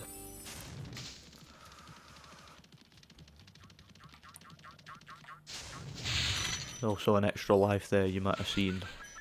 That bit over there is the end of the level. We're not going to go there yet, obviously. Because we've got our little cool ass glide challenge to do. Another extra life. Yeah, we're quite good at saving them up, aren't we? Alright, up here. So this is the supercharged challenge I was referring to. It's not actually that difficult. Once you get out of this room, like, you can avoid hitting them walls and that. It's actually not too bad, this one. And there's like a trap door where you can go back down to this area from like the top of the castle. Right, this way. Should be easy from here. Just run up here, jump, there. Easy enough. Easy enough. And of course you get rewarded with plenty of fodder there if you need it. That chest there, you need the permanent super flame to get that. So we need to go up to the top of this area. You've become a master of the supercharge. Great work. He had pink horns. Copano. Do you reckon that was a reference to Stuart Copeland? Did people call him Copano? Is that like his nickname or something? I know like some of the dragons in this, as well as like some of the dragon eggs in Spyro 3. The names are like the names of some of the developers or their kids, their families and whatnot.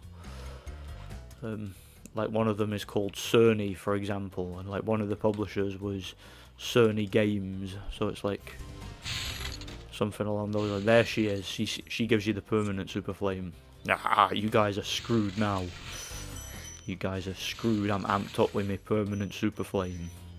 Yeah, like I say, you get the you get a different permanent super flame in Spyro 2 if you complete the game 106%. In this game, the super flame is just like a more powerful version of the regular flame. But again, I've talked about it before. In Spyro 2, it's a more long-range projectile super flame, so it's more effective, you know. So yeah, I don't need any more fairy kisses for this level. I've already got my permanent super flame, which is great. There we are. Now there's a trap door that I previously mentioned. It's just through here. This takes you down to that area here near the supercharge. And Mr. Grenade is going to get his ass kicked. Looked like he was about to eat it there. I know he was like pulling the pin off, but it looked to me like he was going to eat the grenade and like blow himself up from inside. Imagine. That'd be quite gruesome. See, the fairies don't need to kiss you now because you got the permanent one. It's kind of a shame, but oh well. Should give him a kiss anyway, just because it's cute. All right. Nearly done now, aren't we? There we are. That's Haunted Towers done. On to the next. Cool. What are we going to do next? Dark Caverns or whatever. It'll probably be that, I think. Right, where am I going? Give me some fodder. Cool. Oh, I guess Spyro wants to save. Yeah. Thank you, saving fairy. Alright. I suppose it makes sense anyway, just in case the game bloody crashes or something, because you never can tell. You always got to be careful with such things, you know. Right, you guys can bugger right off. I'm busy. I've got a level to complete, so forgive me if I'm not, like, interested in your nonsense right now, you know. Dark Passage. The Dark Passage. Gimme gems, gimme gems. Gimme gems, gimme gems. I see that guy there. When he turns the light on, enemies shrink. When he turns the light off, they grow bigger. I don't know how I took damage then. I need to watch that back. But yeah, the enemies shrink when that guy turns the light on, and you get him to turn it on by flaming him, basically. I kind of wanted to demonstrate that there. There we are, taking too much damage here. Alright, making sure I didn't miss anything. Now, you can't actually damage the fools with the lights. You can just interact with them to get them to turn things on, you know. The enemies here can be quite frightening, but you should watch the fools. I'd rather flame the fools. Now you're thinking. Brilliant. See, Spyro figured it out himself. He's like, you know what? If I just flame the fools, things will be alright. Ah, we've got plenty of fodder here. I like it. Well, that's convenient, isn't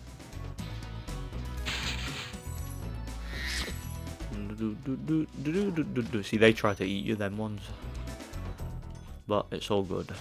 And yeah, this is, did I mention this is like a nightmare themed level? And it's like the night light that takes away the scary things, you know? Or at least makes them less scary. But no less dangerous, just less scary. As you can see, them bloody shell things can still damage you quite a bit, you know? And they've got projectile attacks even in that form, you know? Alright, what do you want, Mr. Dragon? Mr. Azizi. Thank you for releasing me. Is that it? Thank you for releasing me. Like, nothing else. No snarky comment or, like, funny old man story or any advice. No, just thank you for releasing me. Oh well. Take what you can get, don't you? Do do do do do do do. Do do do do do do do do do. Crap. Them things look like demons, don't they? It's like a demonic version of Cupid. That's what they look like. Just got that one into all crap. Oh well, at least I got a dragon right there. So good. Do do do do do do do do do do do do do do do do. I play this too much, don't I? Go away. Do do do do do do do do. Right, come here. Got your ass. Look how he's like situated right round the corner, waiting to eat me right after charging that one. It's just not fair, is it? There ain't no justice in this world. And there's not much justice in the world. At least I got my life back. Right, there we are. I mean that literally, not metaphorically. Right, Bakari, what you gotta say? You know, I think you just might be the dragon to defeat Nasty Nork. You think? That's me, all right. That's me, alright. Spyro's like, what do you think I've been doing? I've been like absolutely like murking Nasty Nork's army. You think I can't take him on? Now there's a bit of fodder over there, but it just disappeared. That was weird. Alright. See this area here?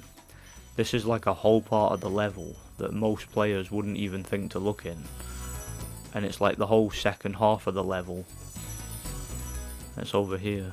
That's what's crazy about this level. It's one of the most fascinating like designs I've ever come across. So like all that stuff I just did was like the first half of the level, and I was right at the end. This area here, like this sort of outer layer or outer area of the level, most players wouldn't even make it to this area.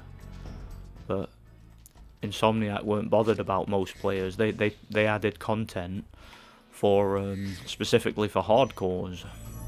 Well, when I say they weren't bothered about most players, they didn't design this part of the game or this part of the level with like most players in mind.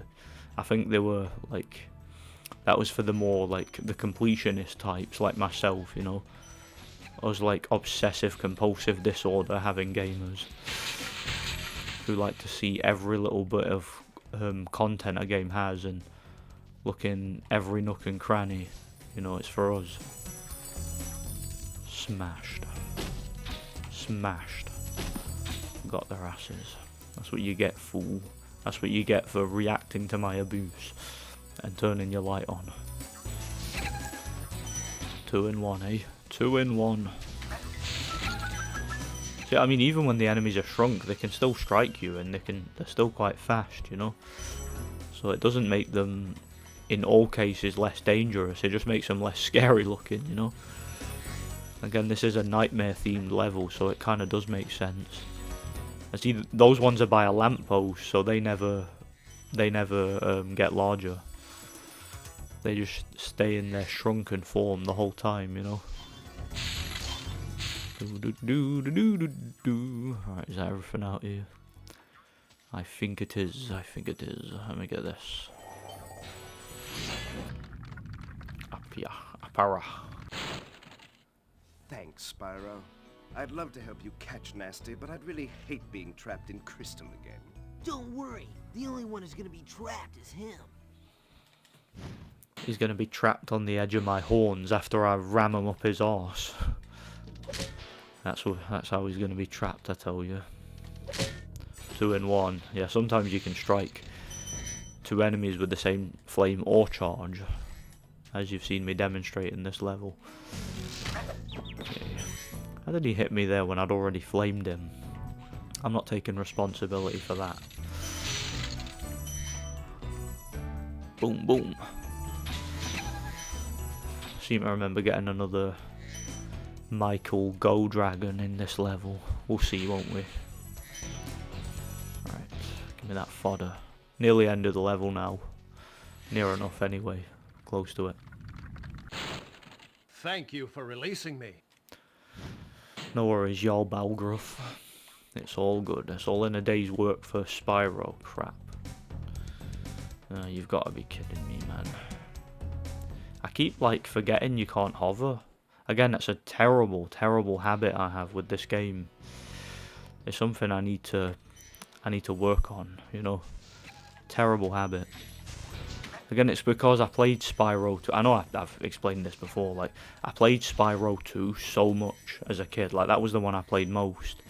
And that hover ability, like, just changes the whole dynamics of the gliding. So you kind of get used to it. Every time you glide, you get to a certain height and all that, certain distance, and then you start hovering to make the last part of the jump and ensure that you get there. In Spyro 3 that doesn't happen, it just makes you drop. I mean, in Spyro 1 that doesn't happen, it just makes you drop. So it causes me to fail some of the glides that I wouldn't otherwise. It's kind of annoying. It's a really, really bad habit, you know. Alright, should be getting the last of the gems over there in that case. Or that chest, whatever you call it. So let's do it, then we can return home. I would very much appreciate that. Alright, there we are, done. Let's get at. Yeah, and technically I can just like you don't actually have to go to the exit level portal in this game. You can just press the pause button and say exit level. You can do it automatically, but for whatever reason I just like to do it that way. I like to do it the old-fashioned way, you know. Alright, that's Dark Passage done. Now we can go ahead and do whatchamacallit. I'll do the one just round here. I'm forgetting the name of it. How am I forgetting the name of it? Yeah, Lofty Castle, that's it. I'll actually save game first, just in case. Again, I'm getting nervous now, because I'm getting near the end. I'm nervous about it crashing. I really don't want the game to crash.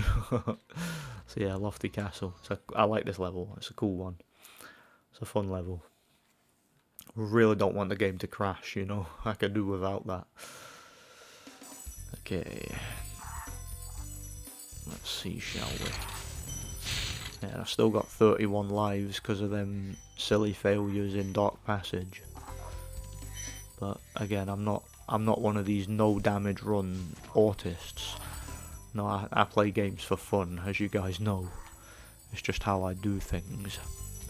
I mean, it's kind of a lost art nowadays, isn't it? Playing games for the purpose of having fun. I feel like people play games these days to brag, or they play games to like show off, or they play games to just like cope with some sort of like mental compulsion.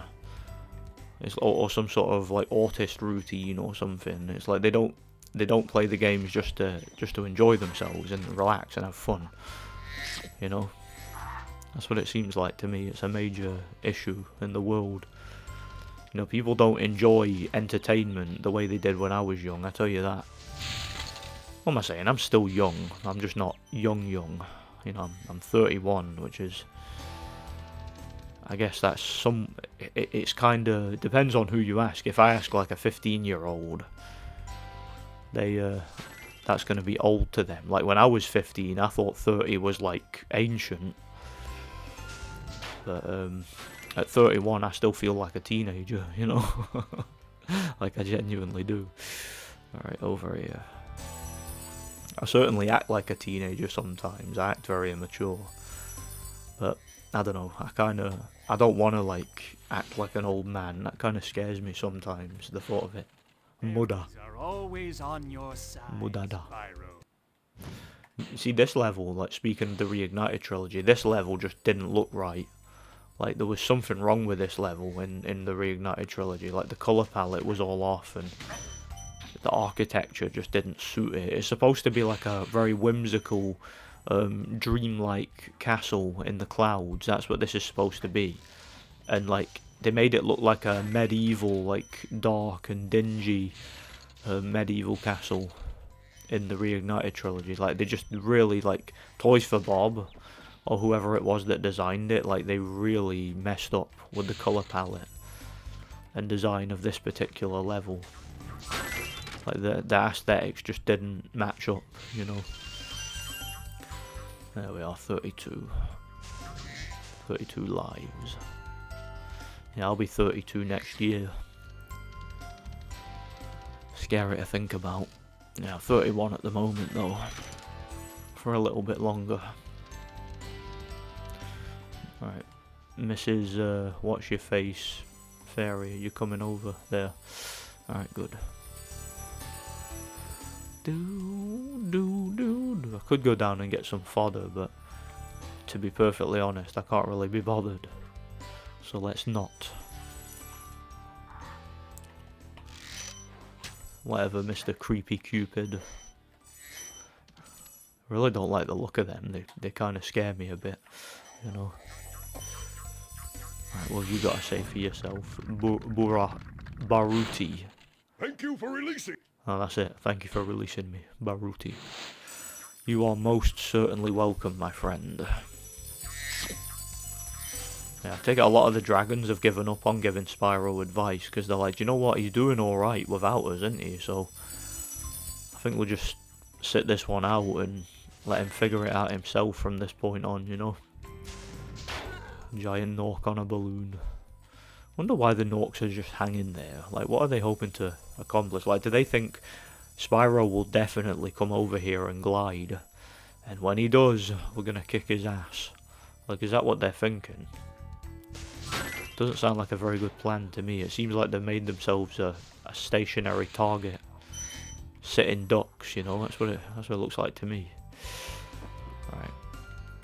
And these fairies over here are gonna help me out, aren't they? This area up here. I've had a habit of playing this before and forgetting about this area. Like, forgetting it entirely. And then being like, hey, hang on, I don't have all the gems, what's going on here? And then, like, supercharging around the whole level. Yeah, did I mention this level has a supercharge? Get it in a bit. Soon enough, of course. Soon enough. And yeah, we'll be doing the supercharge, like, right at the end, I think, once I've got all this stuff. First, let me go over here and kick all these guys' asses. Easy peasy lemon squeezy. Notice some guys are just flying in a big circle around that pool. Yeah, you can't touch the water, of course. Yeah, they didn't add the ability to swim until Spyro 2. I forget if I mentioned that earlier. Probably did, who knows. I get that, like, see when I do these long walkthroughs, like, I know this one isn't particularly long compared to some, but, like, it's long enough. Like, I sometimes forget what I've talked about, like, previously in the video. Like, it just completely slips my mind what I've talked about previously, you know. It's one of them things that's easily done, isn't it? Easily done. Doodle-doodle. How dare they capture the fairies and put them in boxes? That's just vile behaviour. Horrible, horrible behaviour. Stupid Norks. Hashtag not all.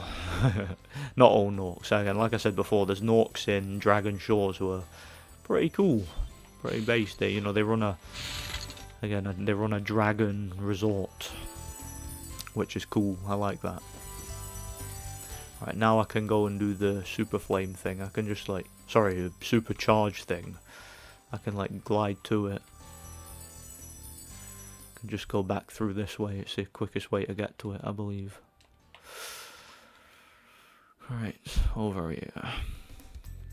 I was mistaken. It's not the quickest way to get to it. The quickest way to get to it, well, possibly the only way to get to it, is up here. Right, here we are. Now you see those gems up there? To get to those, you need to use the super flame. I mean the supercharge. I keep getting them confused. And yeah, to get to the supercharge, you need to go through these arseholes. How you doing? Alright. Let me get this first. Oh, another extra life. 33 lives. Oh no, it's the number 33. That's an evil number. Let me not get into that. I've other places in the internet I've like ranted about that, how much that people obsessing over that number and always associating it with evil just does my head in, to the point. I'm not saying that they're on like, maybe I'll keep that off this channel, but like I'm not saying that there isn't a particular faction that uses that number as a symbol in reference to something. I'm just saying, like, I feel like a lot of people fixate on it to the point where like they just read into it too much. I'm not gonna cover that here. This is a gaming channel. It's not for all that stuff. All that depressing stuff is for other places on the internet, you know. Alright. Was that all of them fairies, or is there still more? No, there's another. No, wait, that is them all. Alright, cool. And another dragon, as you can see. Mr. Uzeni, what you gotta say? Ah, Spyro, thanks. Supercharge will get you to new places here in Lofty Castle, too. See where it takes you. I might just do that. I might just do that. 72 dragons, eh? And a key. Wonder what that's for. Bloody camera getting trapped behind the wall. Yeah, that's bound to happen with like every PS1 game. Like cameras getting trapped behind the wall. It's just to be expected. Oh man, you've got to be kidding me. I did it again. Alright. Alright. Stop being stupid and go. At least we got rid of the number 33, I guess. There we are. And yeah, the final gems after this will be, of course, the chest that's down there. Alright, grab them. There we are.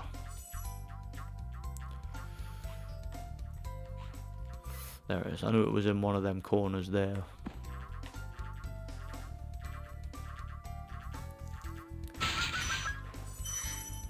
Is that everything? Yep, awesome.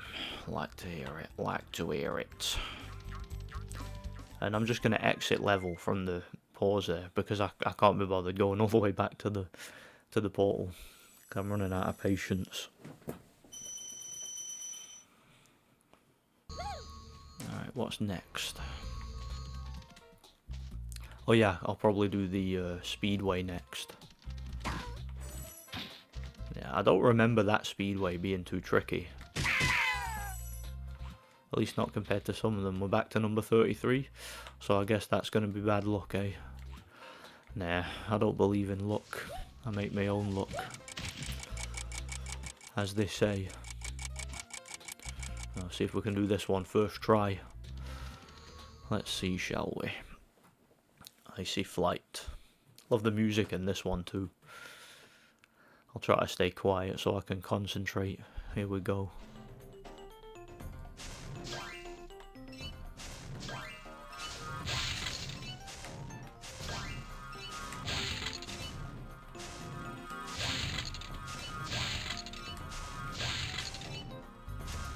Da, da, da.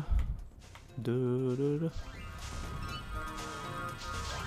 Do you know, one of the best like music remixes I ever heard for a video game soundtrack was, there's a YouTube channel, I don't believe the channel is active anymore. It was ran by a lady called Bev from the old Spyro community. Again, those of you who are part of the old Spyro community, you'll remember Bev.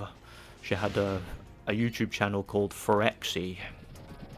And yeah, she used to, that was like the main focus of her channel, was she would take video game soundtracks and remix them. And she did a remix for a bunch of the Spyro games and a bunch of the tracks from the games, and my favourite one was this one. Like, she did a remix of this particular music track, Icy Flight, and it was really good. Like, it was like one of my favourite like music tracks ever. Like, I actually thought it was really good. Well, there we go, eh? First try.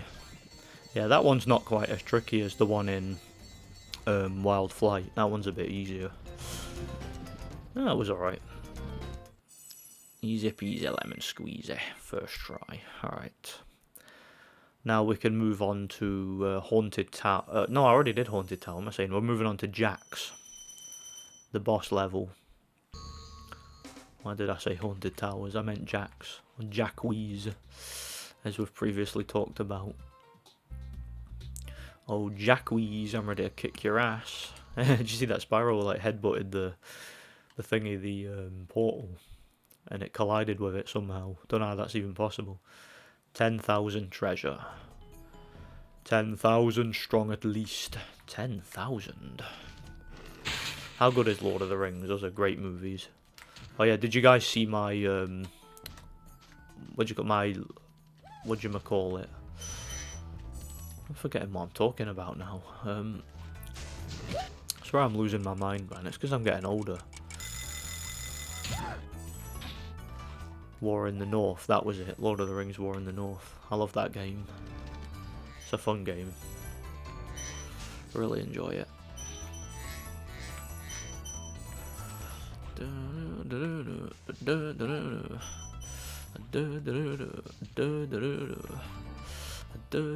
I will go back to get the other part of this level in a minute. I'm just grabbing the stuff up here first so I don't forget.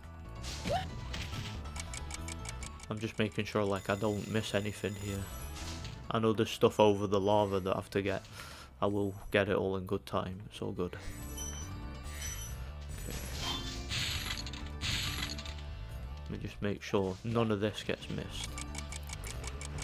And yeah, I know where the key is and that, don't worry. I will get it. Again, all in good time. I've actually thought about, again, I forgot if I've even talked about this. Like, I've thought about doing walkthroughs for the Lego games. Like, I really like the Lego games.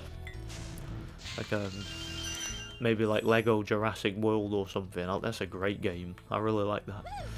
Underrated in my opinion. Although my favourite Lego game is Lego Lord of the Rings. I love that one. Fantastic game in my opinion. Alright. Surprised I never fell then. It looked like I was about to, didn't it? Alright. Alright, that's me done a circle around the level. Now I can get the trickier part, which is up here, back at the start. And see that cylinder thing there, that big pillar, whatever you call it. I have to basically flame these two.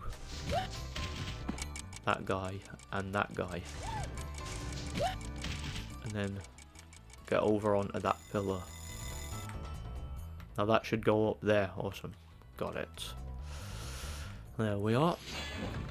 Alright, what's Unika got to say then, I wonder? Thank you for releasing me. Nothing of importance. But that's us on 73 dragons, so it's all good. Alright. There's another fool, but we'll deal with him if and when we need to.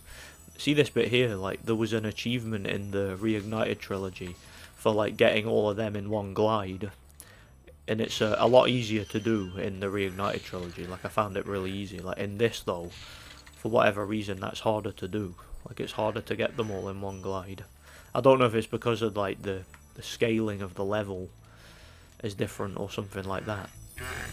Like that was an issue I had with Gulp, the boss battle in Spyro 2. Like the level seemed like it was scaled wrong to me. But it actually worked in the favour of the Reignited trilogy as far as that thing's concerned.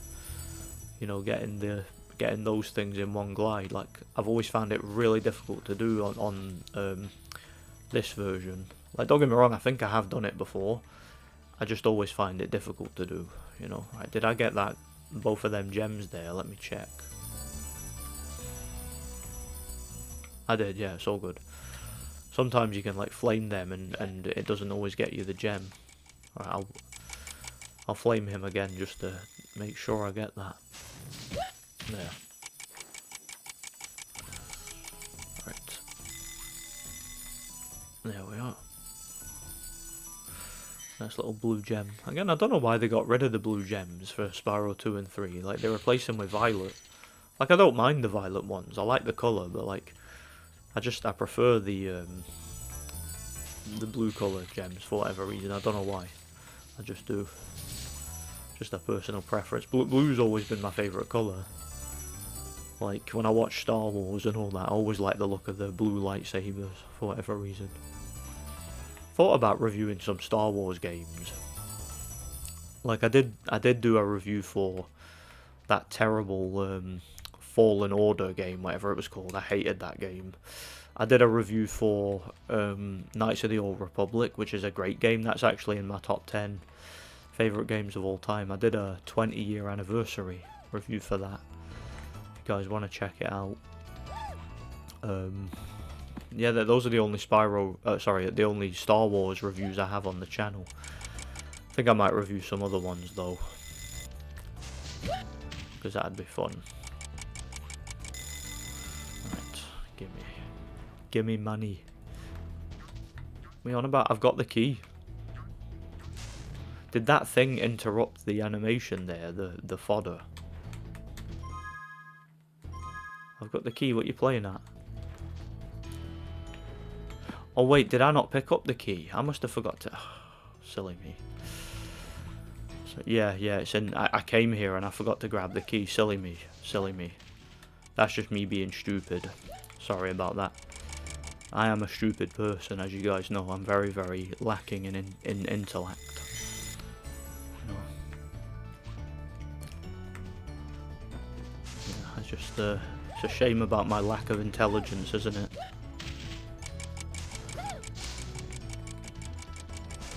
It's kind of like that, I don't know why, for some reason that reminds me of that scene in that movie. Do you know that, that Adam Sandler movie, Pixels? Like, that kid says to him, is like, "Who are you, sir?" And he goes like, "I'm just a loser who's good at old video games." And then the kid goes, "Well, thank God for that."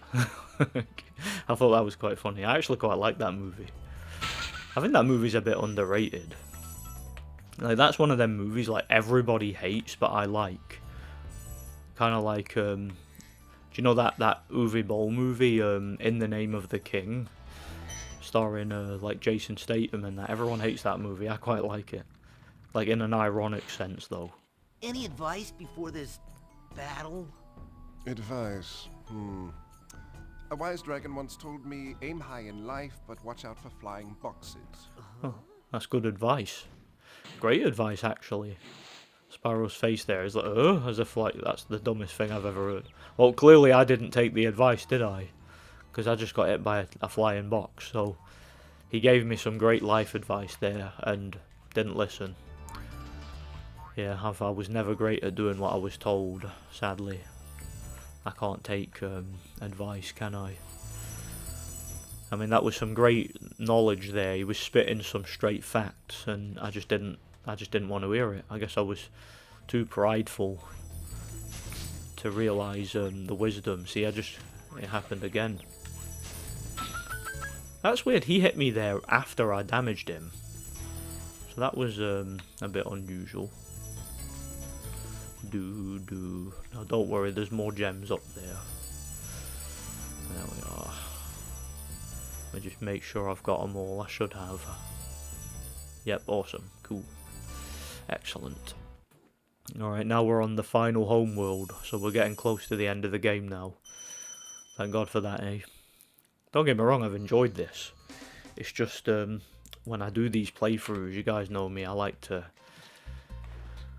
get through them in a decent time, you know. Like, because I am a busy person.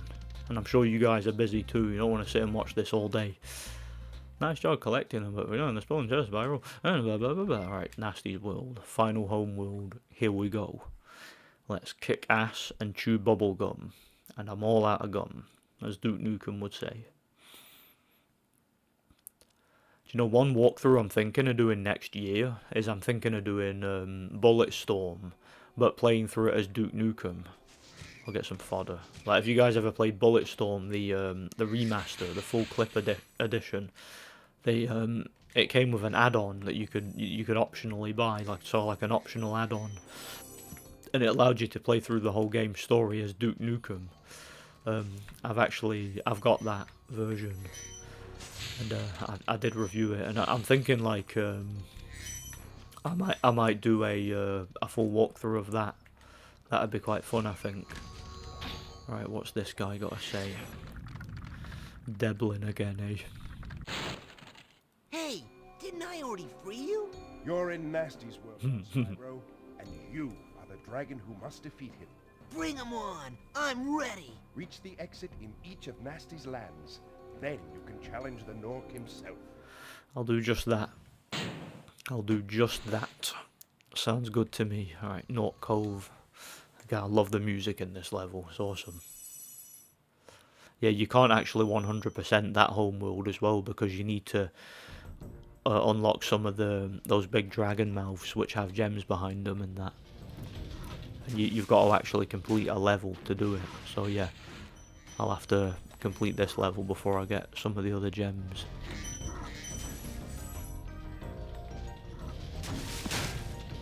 kick ass and chew bubble gum, and I'm all out of gum.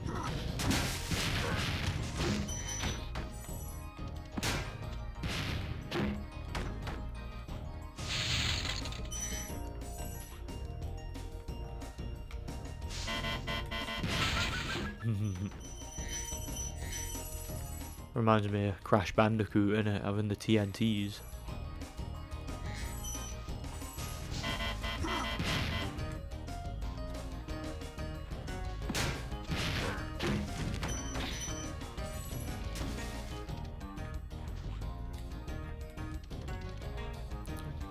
There we are. I'm gonna kick your ass. Oh, that thing nearly knocked me off the edge. You see it? The barrel appearing. Nearly threw me off balance there. That's not good, is it? Latif again. Keep up the good work, Spyro. I expect Nasty's really starting to worry about you. I'd be shaking in my Nork boots if I were him. I'd be shaking in my Nork boots if I were him. That's funny. Yeah, Spyro's getting like more and more confident as the game goes on. He just can't wait, can he, to find Nasty and kick his ass. You know it's coming soon. You know it is. Can't land on top of the TNT, I've noticed. Like, you can collide with it, but you can't actually land on it, I've noticed.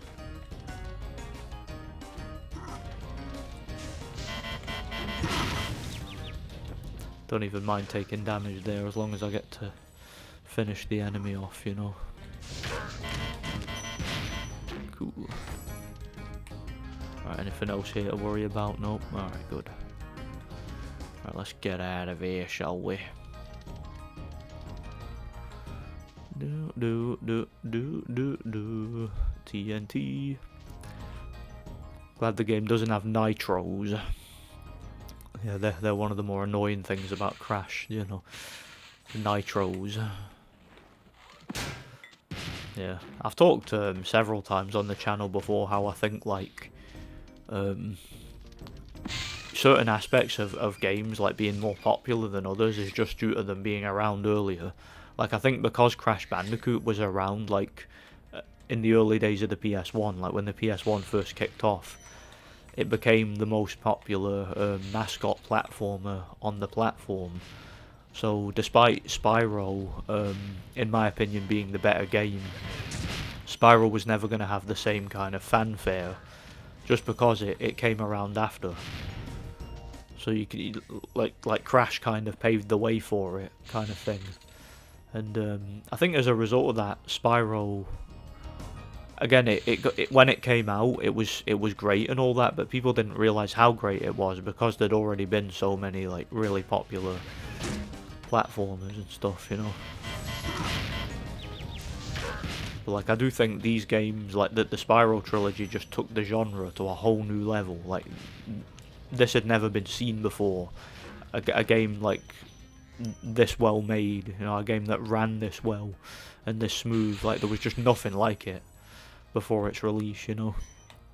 But again, a lot of the time, things that get, you know, credit in the gaming industry, and like anything really, they don't get credit due to merit. They get credit due to being around first and building a fan base and a following. It's the same with YouTube, really.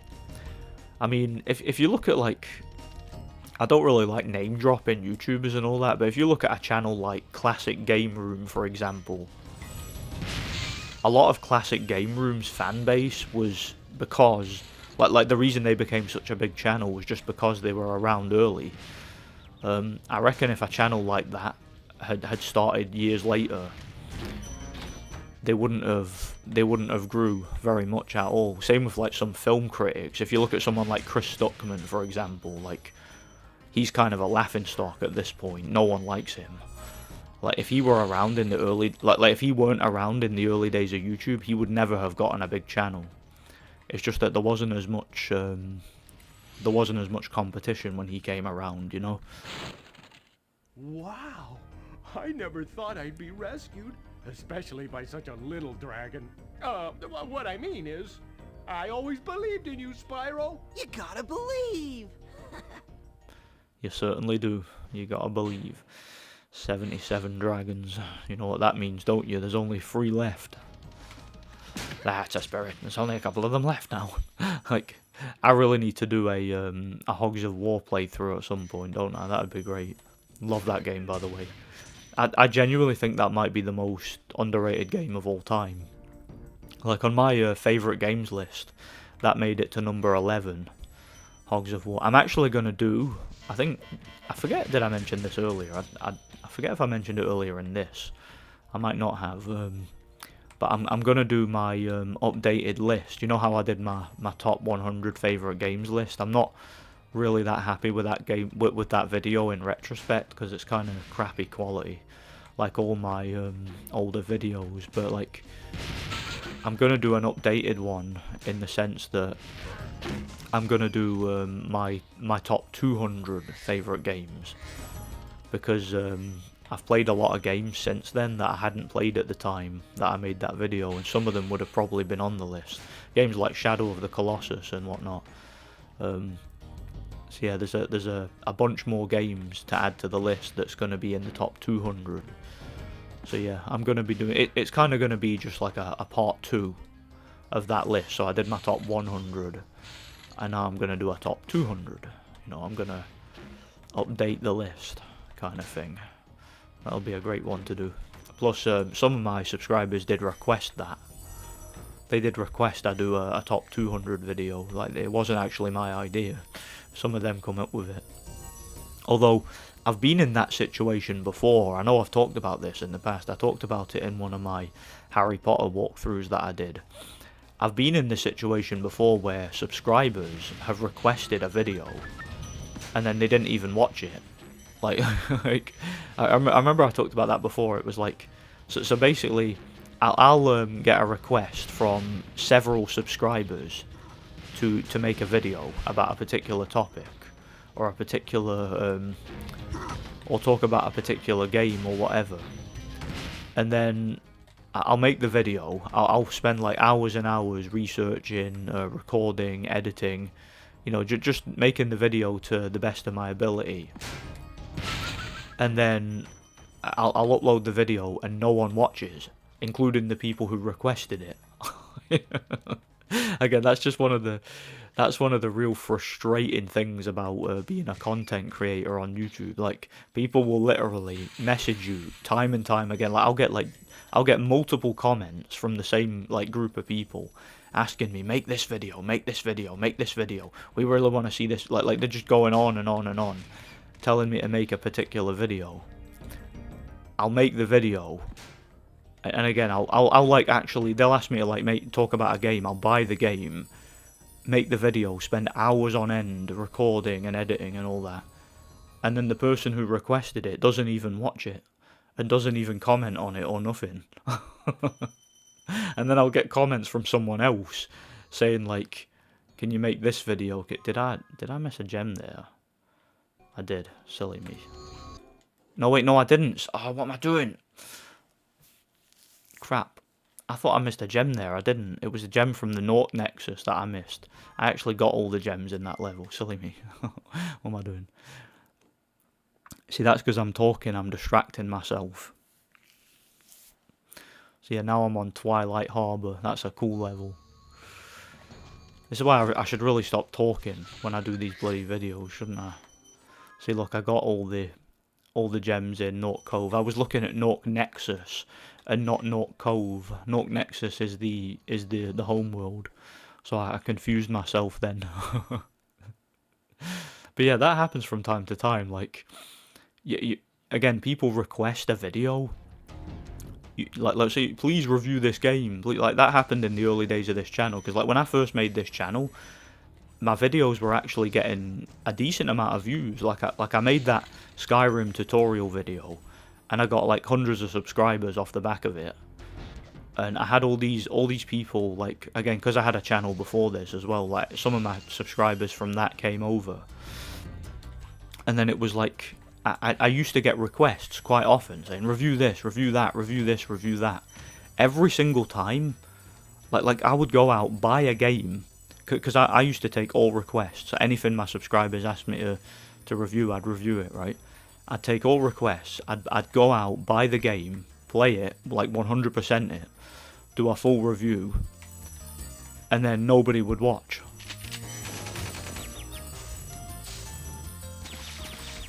Ah, come on, man.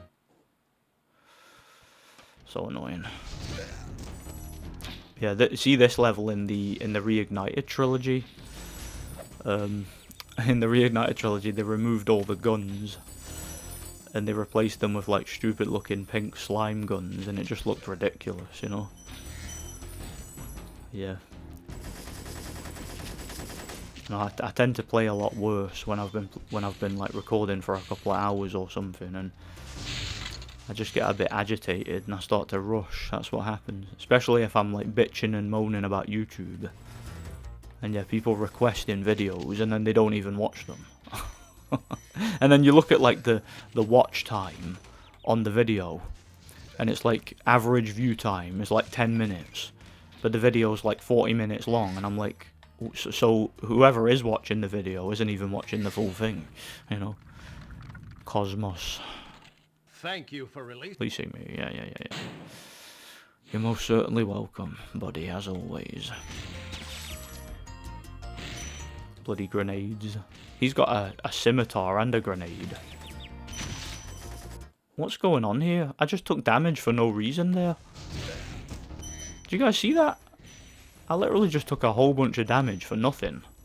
Like, I don't even know what hit me then, because he was out of range, and I dodged the grenades clearly, and then I just randomly took a bunch of damage. I don't know what that was all about.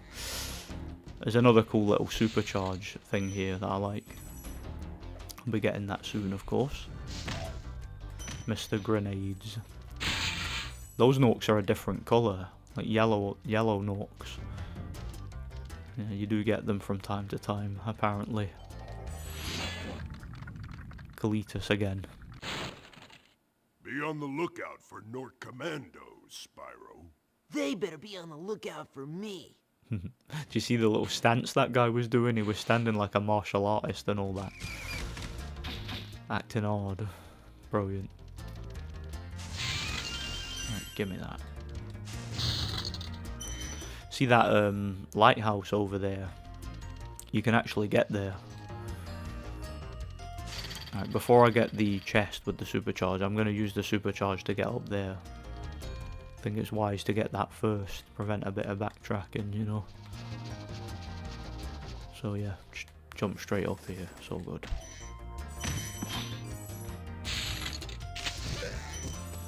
Yeah, there's nothing on the lighthouse. You can get over to it, but there's no reason to do it. Again, it's like that unused island in, what level was I talking about?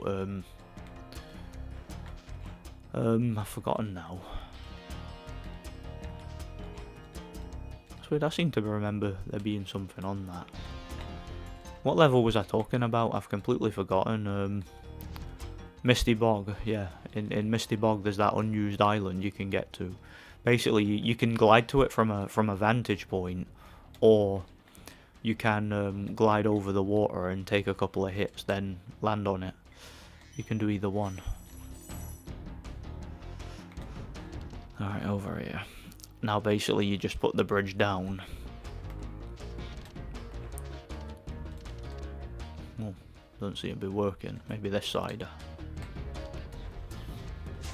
Oh, I can flame it, okay. Yeah, use the supercharge to go back to that chest and open it, basically. This way. There we go.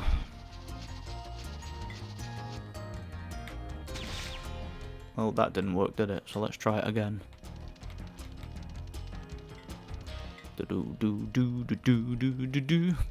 Yeah, I can't believe like I remember playing the Reignited trilogy, and like I was like pure excited to get to this level. I'm like, wow, what's Twilight Harbor gonna look like? Because I always remember this one being like so cool with guns and all that, and I just saw that the enemies looked like liberals with pink slime guns, and I'm like, What's this? Like, what's even going on here? Like, I couldn't believe it, how, like, sanitized the level was. Oh, you can't have guns in a game because that's going to brainwash the children to shoot each other. Like, I don't know about you guys, but, like, when I was 5 years old and I'm playing Spyro the Dragon, I never, like, saw this level and thought to myself, do you know what? Do you know what I think would be a good idea? Getting, like, a submachine gun and, like, going on a mass shooting spree. I think that would be fun. I think that would be awesome. I learnt that from Spyro the Dragon. Like, I mean, that's not really how the world works, is it? You don't play a video game and then all of a sudden get the urge to go and shoot a bunch of people. Like, that's just not how the world works. That's not how propaganda works either. Like, I'm pretty sure these people aren't so dumb that they don't realise how propaganda works. Not only that, but, like, guns are a human right anyway. I mean, look, people argue with me about this. I've had this argument numerous times, and I just like body people with it, because if you're disagreeing with this, then you disagree with basic logic and statistical fact, right? It is a statistical fact that every single country in the world that has relaxed gun laws has a lower rate of crime. Every single one. If you look at Switzerland, for example, Switzerland has some of the most relaxed gun laws in the world. There's like guns everywhere in Switzerland. Like, just pretty much everybody around you has guns. And see if you... It's like, see, in America, it's the exact same. See if you go to a state which has the highest rate of legal gun ownership, and there are statistics on this. You will, if you're in the middle of like a town or a suburb, you are never more than like 20 feet away from someone who has a gun. Like people are just armed all over the place. People have got them in their cars. They've got them like behind their desks at work and things like that. And in those states, statistically, every single one of them, without fail, they have lower crime. They have less crime than guns that have, or that states that have less guns. Right? They have less crime, and less gun crime too, ironically. And the reason for that is the vast majority of gun crime in America takes place in ghettos. Right, so the vast majority of the gun crime in America is from unregistered firearms in gang shootouts and things of that nature. So that's another thing. Again, that's a statistical fact. This is the final boss, by the way. We're on Nasty Nork, but yeah, like I say, it is a statistical fact that every single country that has more gun ownership, or more legal gun ownership, to be more specific, has less crime, less violence, the murder rate goes down every single time. It's a statistical fact. So when people try to play like mental gymnastics to disagree with you, like if you're having a discussion and you bring up these statistics, they've always got some like BS reasoning, like, oh, you want kids to shoot each other, or you don't value human life, and like it's always these emotional arguments. It's never anything like tangible. It's never anything logical. It's never anything rational, or anything that makes sense. It's all emotion. It's, oh, you don't care about the sanctity of human life and things of that nature. You think that guns are more important than life, and it's always just daft things like that they say. And I'm just like, again, look at the murder rate. And again, I grew up in Nottingham, right? I grew up in like one of the most crime-ridden cities in Europe, right?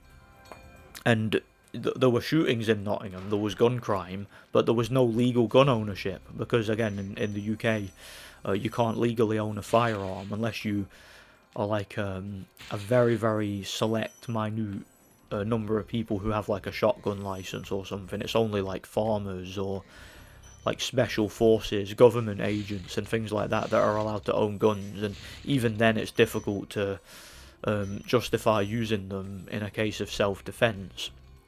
But like I said, statistically speaking, every single city, every single country, every single town, the more legal gun ownership you have, the less crime you have, and a better standard of living you have. you tell this to people and they don't want to hear it. They get really, really offended by it. Which is asinine to me. Like, I don't understand why that would offend a person. Like, it's like you have a problem with the truth. The truth offends you if you take that position. Again, if I was wrong, like, I know I don't want to spend too long talking about this, but like, if I was wrong on the subject, like if statistics proved, if data proved that legal gun ownership led to a higher rate of crime and a higher rate of murder and things like that, I would be 100% in favour of gun control, because statistically it would make sense. Statistically it would help to prevent crime and loss of human life, which I'm all about, right? Because I do care about human life. I believe all human life is sacred, okay? But again, the statistics do not show that. They don't show that anywhere in the world. Alright, again, the United Kingdom has the highest murder rate in Europe, and there's no legal gun ownership. So what does that tell you? So yeah, let's kick his ass finally, let's chase him. Do you know, to give him his due, Nasty, he moves really fast for a big guy, doesn't he? Like, to give him his due. I mean, look at him. I mean, he's a big chunky dude, but he runs like bloody Usain Bolt or something, doesn't he?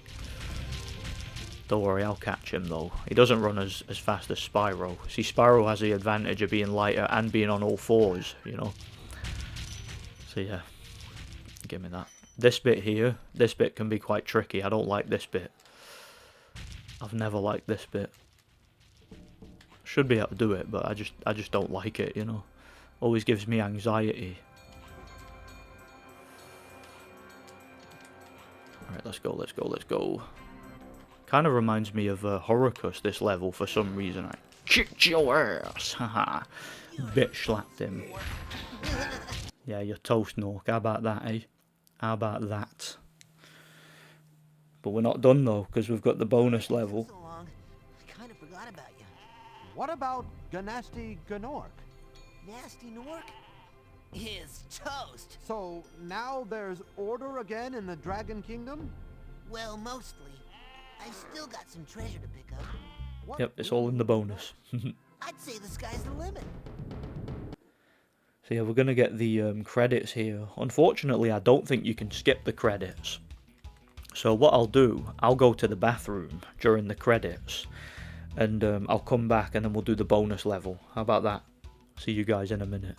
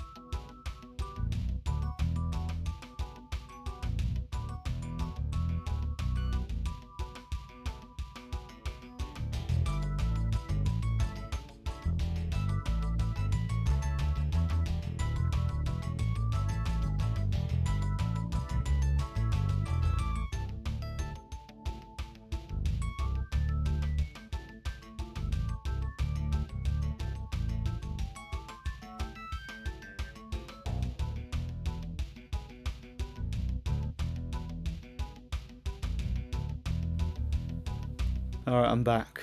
Yeah, so as you can see, the credits of this game give you like a visual tour of the levels. That's another thing they removed from the Reignited trilogy, which I didn't like. Yeah, Carlos Alazraqui.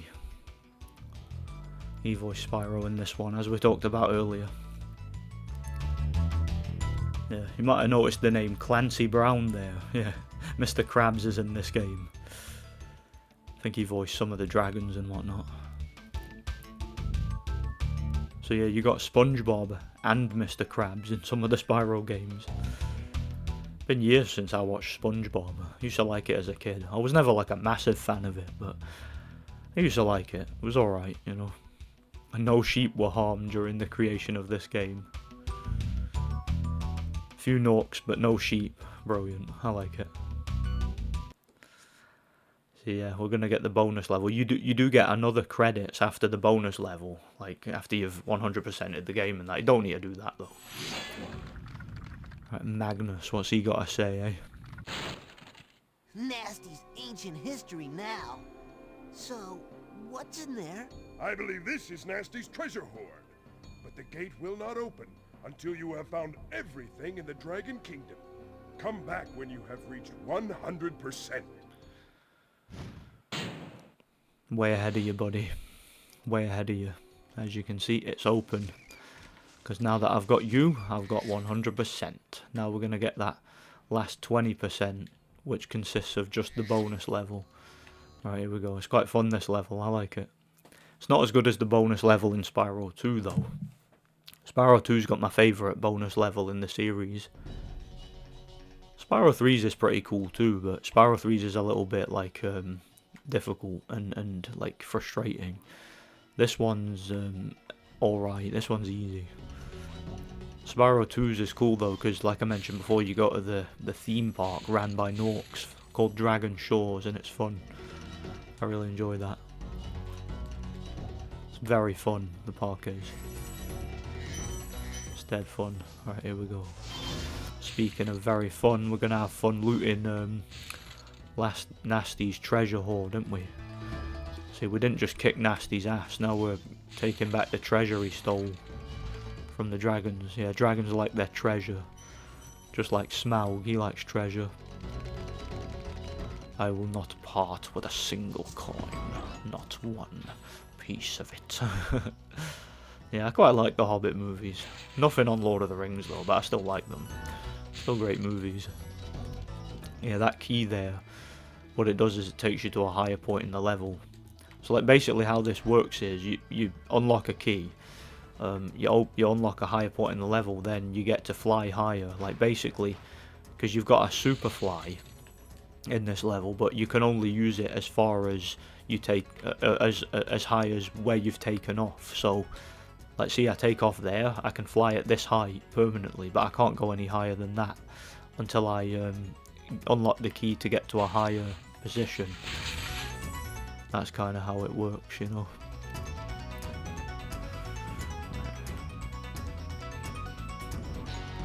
There he is. Yeah, these must be Nasty's minions. And I believe they originate from Shady Oasis. Shady Oasis. You gotta stop him before he takes it away from Shady Oasis. Now we can eat berries all the time. Those of you who have never played Spyro 2 have got no idea what I'm talking about, have you? You've got no idea who I am. That was quite funny. I don't know if I've told this story yet. No, I definitely haven't. Not online. Quite recently, you know, because I work as a bouncer. That's my job. I was working in a bar, and there was this lady staring at me. Like this, she was quite elderly lady, like late 40s, early 50s or whatever. And she was staring at me. I'm like, what's she looking at? I was kind of creeped out. And she came up to me and she was like, you've got no idea who I am, have you? And I was like, sorry, I haven't, no. And she's like, do you watch the news? And I was like, no. She was a little bit drunk, this woman, right? And then it was like, she put her glasses on, because she had a pair of glasses. She was like, do you recognise me now? And I was like, sorry, no, I don't know who you are. And she was like, I report the news for BBC, no, I report the weather for BBC Scotland. That was what she told me. She was a BBC weather reporter for BBC Scotland. I forgot what she said her name was. She told me. I've completely forgotten. But yeah, I don't watch TV. That was what I told her. I'm like, sorry, I have no idea who you are. I don't watch TV. And yeah, she was like, again, she was a little bit drunk, this lady, but she was like shocked that I didn't know who she was. I think she's just one of these people, she's kind of used to being recognised everywhere she goes in the country and that, but I didn't recognise her. I had no idea who she was. Again, I can't remember her name. If you guys look her up, she was BBC Scotland weather reporter, and she wears glasses. She's got like dark hair and she wears glasses. She's like early 50s or something. I've completely forgot the lady's name though.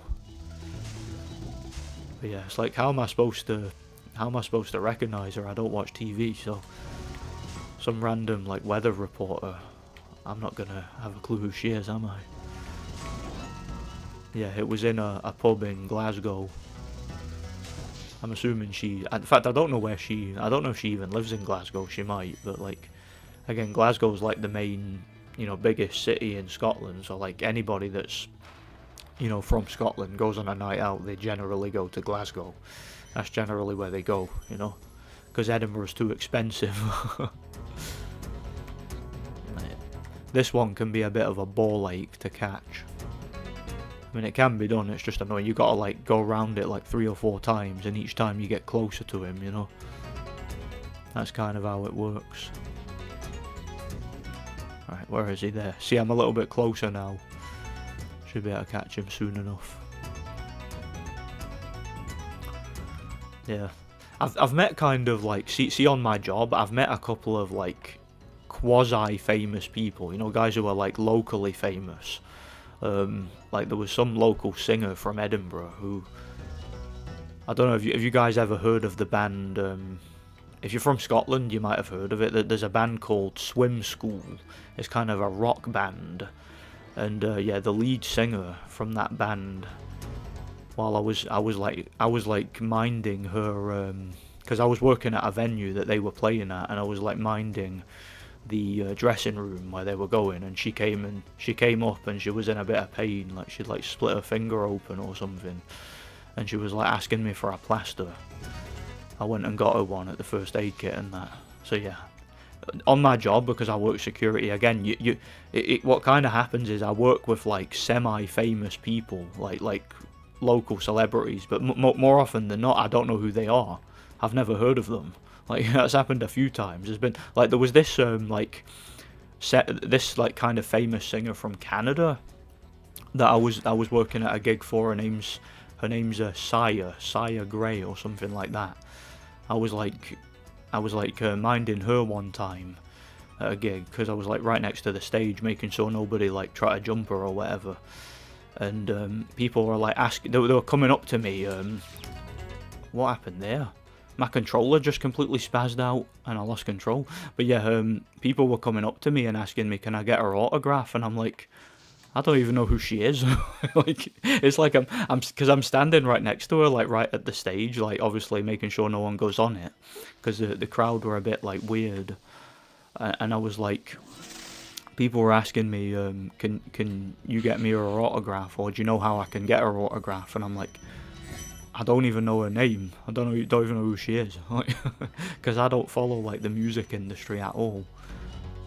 So I can be like face to face with some of these people, and I've got absolutely no clue who they are most of the time. Right, did I get all of them fireworks? I think I did. I'll just double check.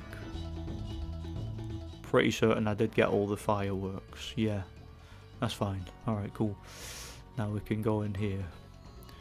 Now you'll see what a narcissist Nasty is in a moment. See, he's got like a massive photo of himself, a big portrait. In the Reignited trilogy, they changed the opening cutscene, and they made it so that like Nasty is there, like watching a TV or whatever, instead of just like being where he is in the final boss level, because that's where he initially is, and as you probably saw, that's where he is in the final cutscene. Right, there we are then. That's as well and truly pillaged Nasty's thing. 90, there we are, 2000, that's just got them all. Now the level should just end now, and then we get the final cutscene, the proper one.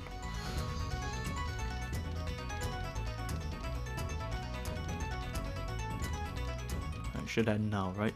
Oh no, what am I saying? You've got to go through the, yeah, you got to go through the portal. Silly me. I'm thinking it just ended. No, here's the final cutscene. Here we are.